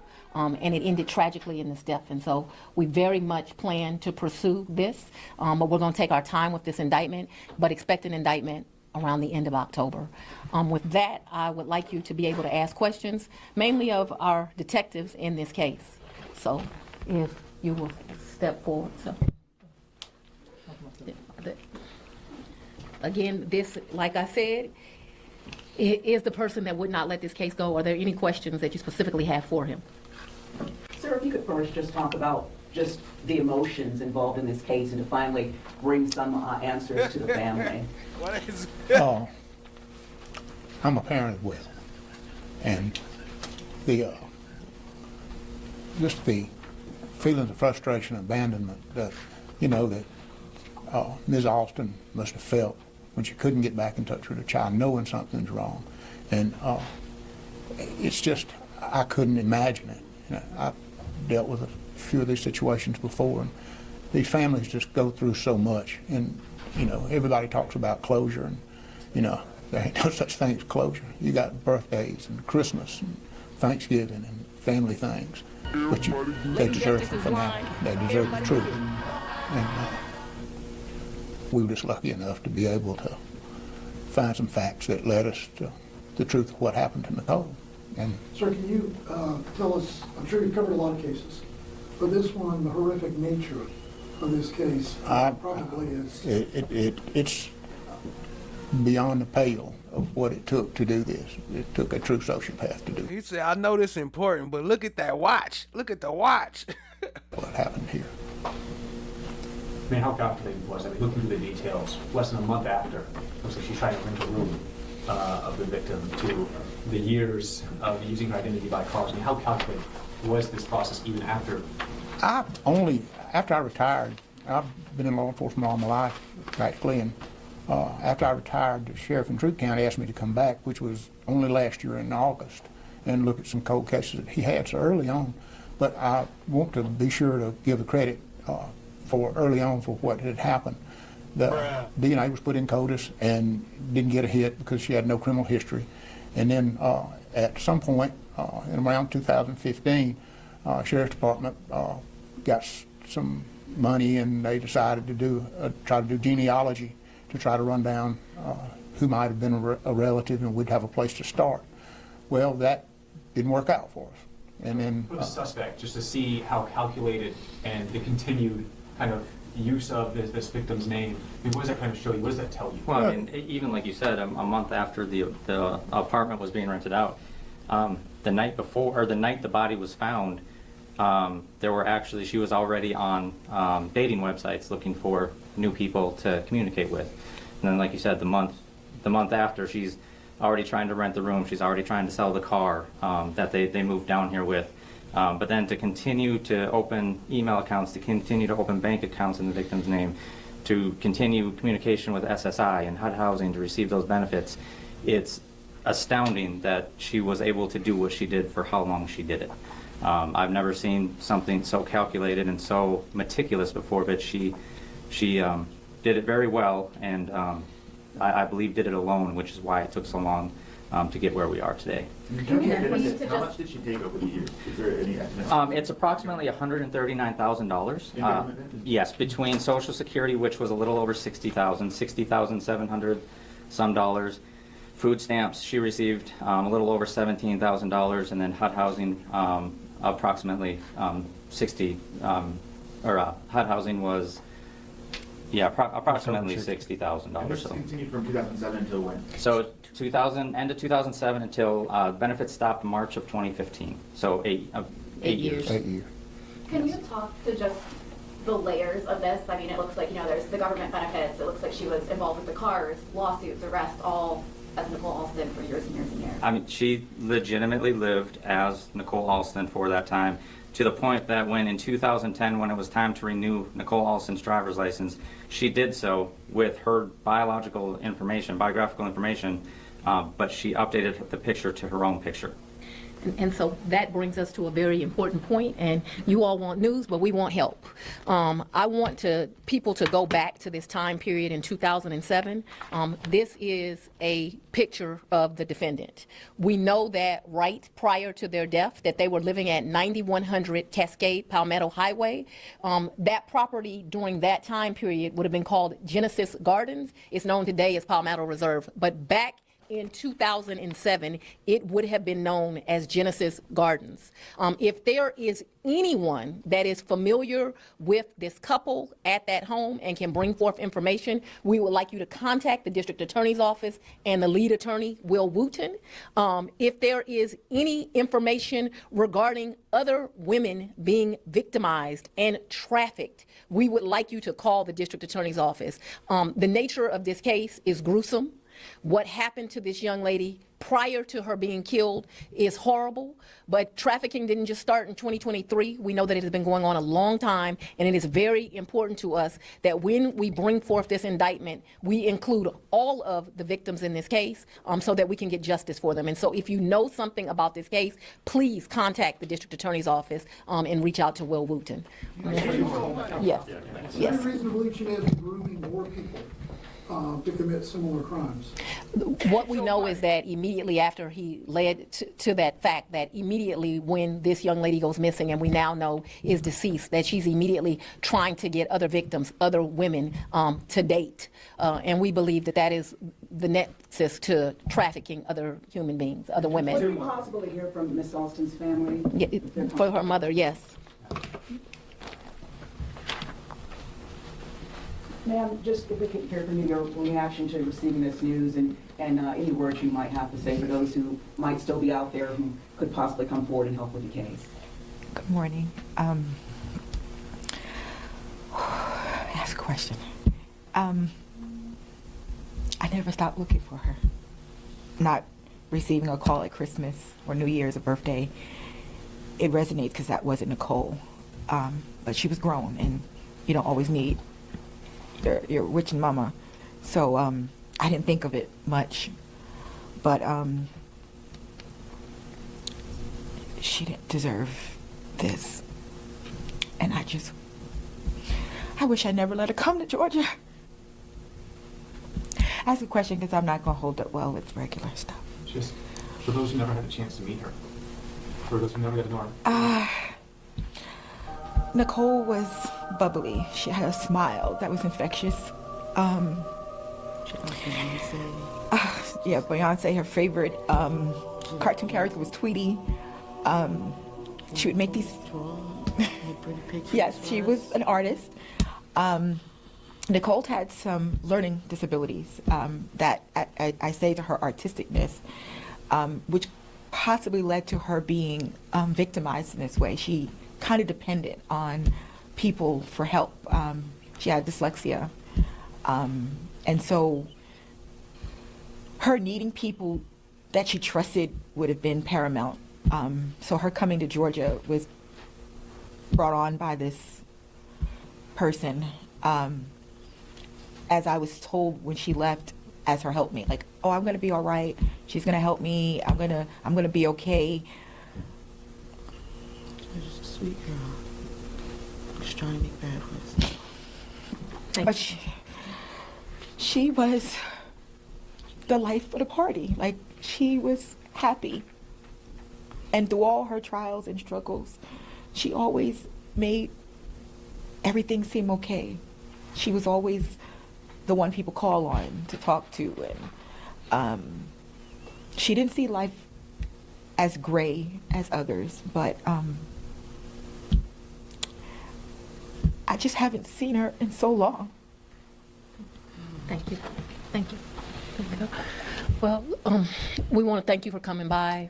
We hope that you show this broadcast and really show it over and over again, because we would like additional information about this time period at Genesis Gardens. It is very important. I've been doing this now 29 years. July was 29 years. Most of it has been spent in the criminal law.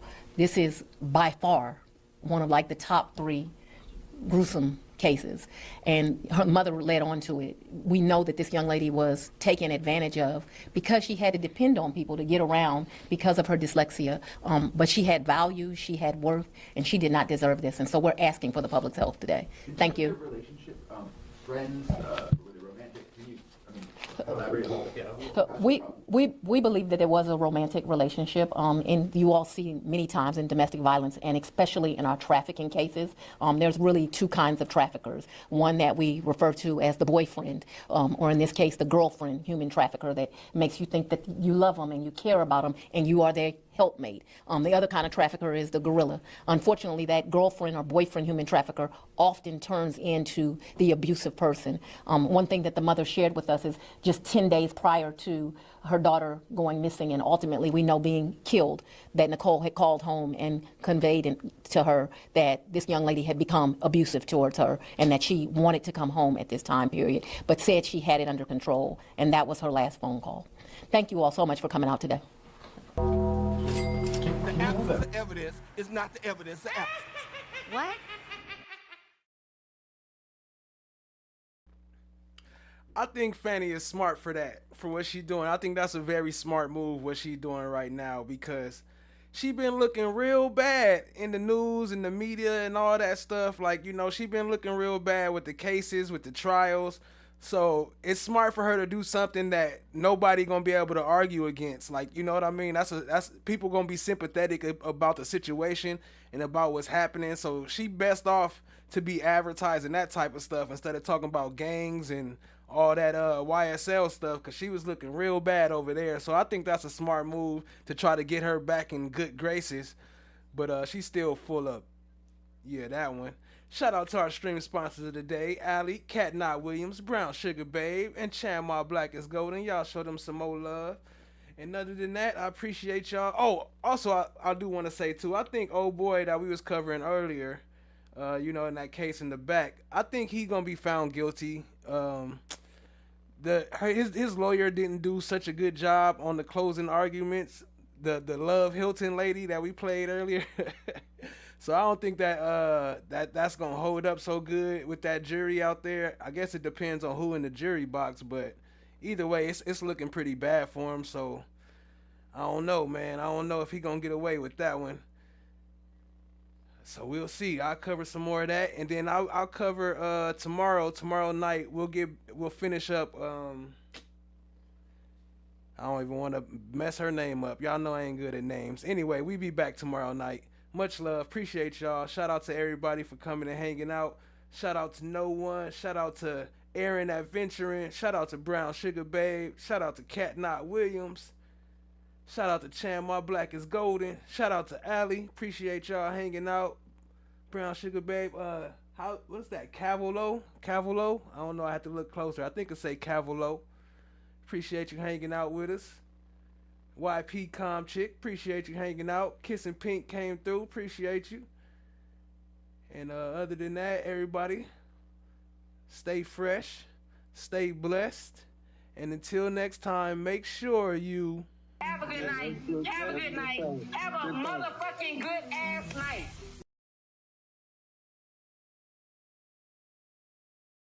peace out.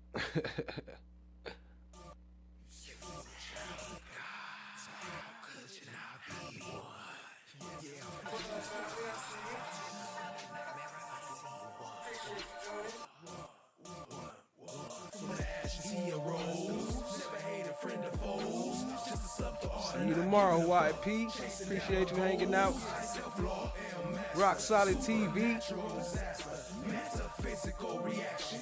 I am the flesh. I am the God. No one got the lab on lockdown. Talking hot winters and cold summers. Black Force Ones when we slide in the streets. We all stay home at a club jumping. What up, cousin? I see you, fam. Throwing slime coins when I watch the trial. Leos be capping, chatting action. Come and tap in the most interactive. I am the flesh. I am the God. I am the flesh. I am the God. Every leg gon' tap in. Gon' play skin every rap in. If you like us, gon' get the lights up. So you can share, tell them pack in. Feeling left, right, front to the back. Let me see if it's anybody live to redirect to. How you know? Cause them boys broadcast to the live. Wanna talk about Cat, you live? Let me see. Coins up, got 100 bands. Mars eyes, watch how the check. And the band made love to a bobblehead. 2 bands do a dance like check. I'ma keep going till a motherfucking tie. You what? I'm a motherfucking tie. Slide on the side, could we rank down game like what you mean? Just watch the rise. Watch the rise. I am the flesh. I am the God. I am the flesh. I am the God.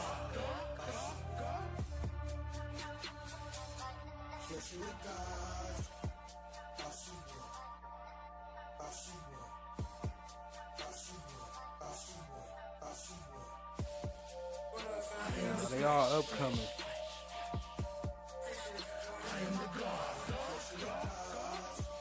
Nah, I don't see nobody. Oh, Tay B is live.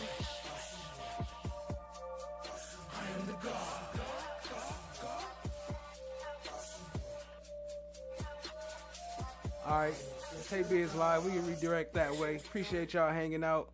Much love, much love. Stay fresh. Stay blessed. Peace out, family.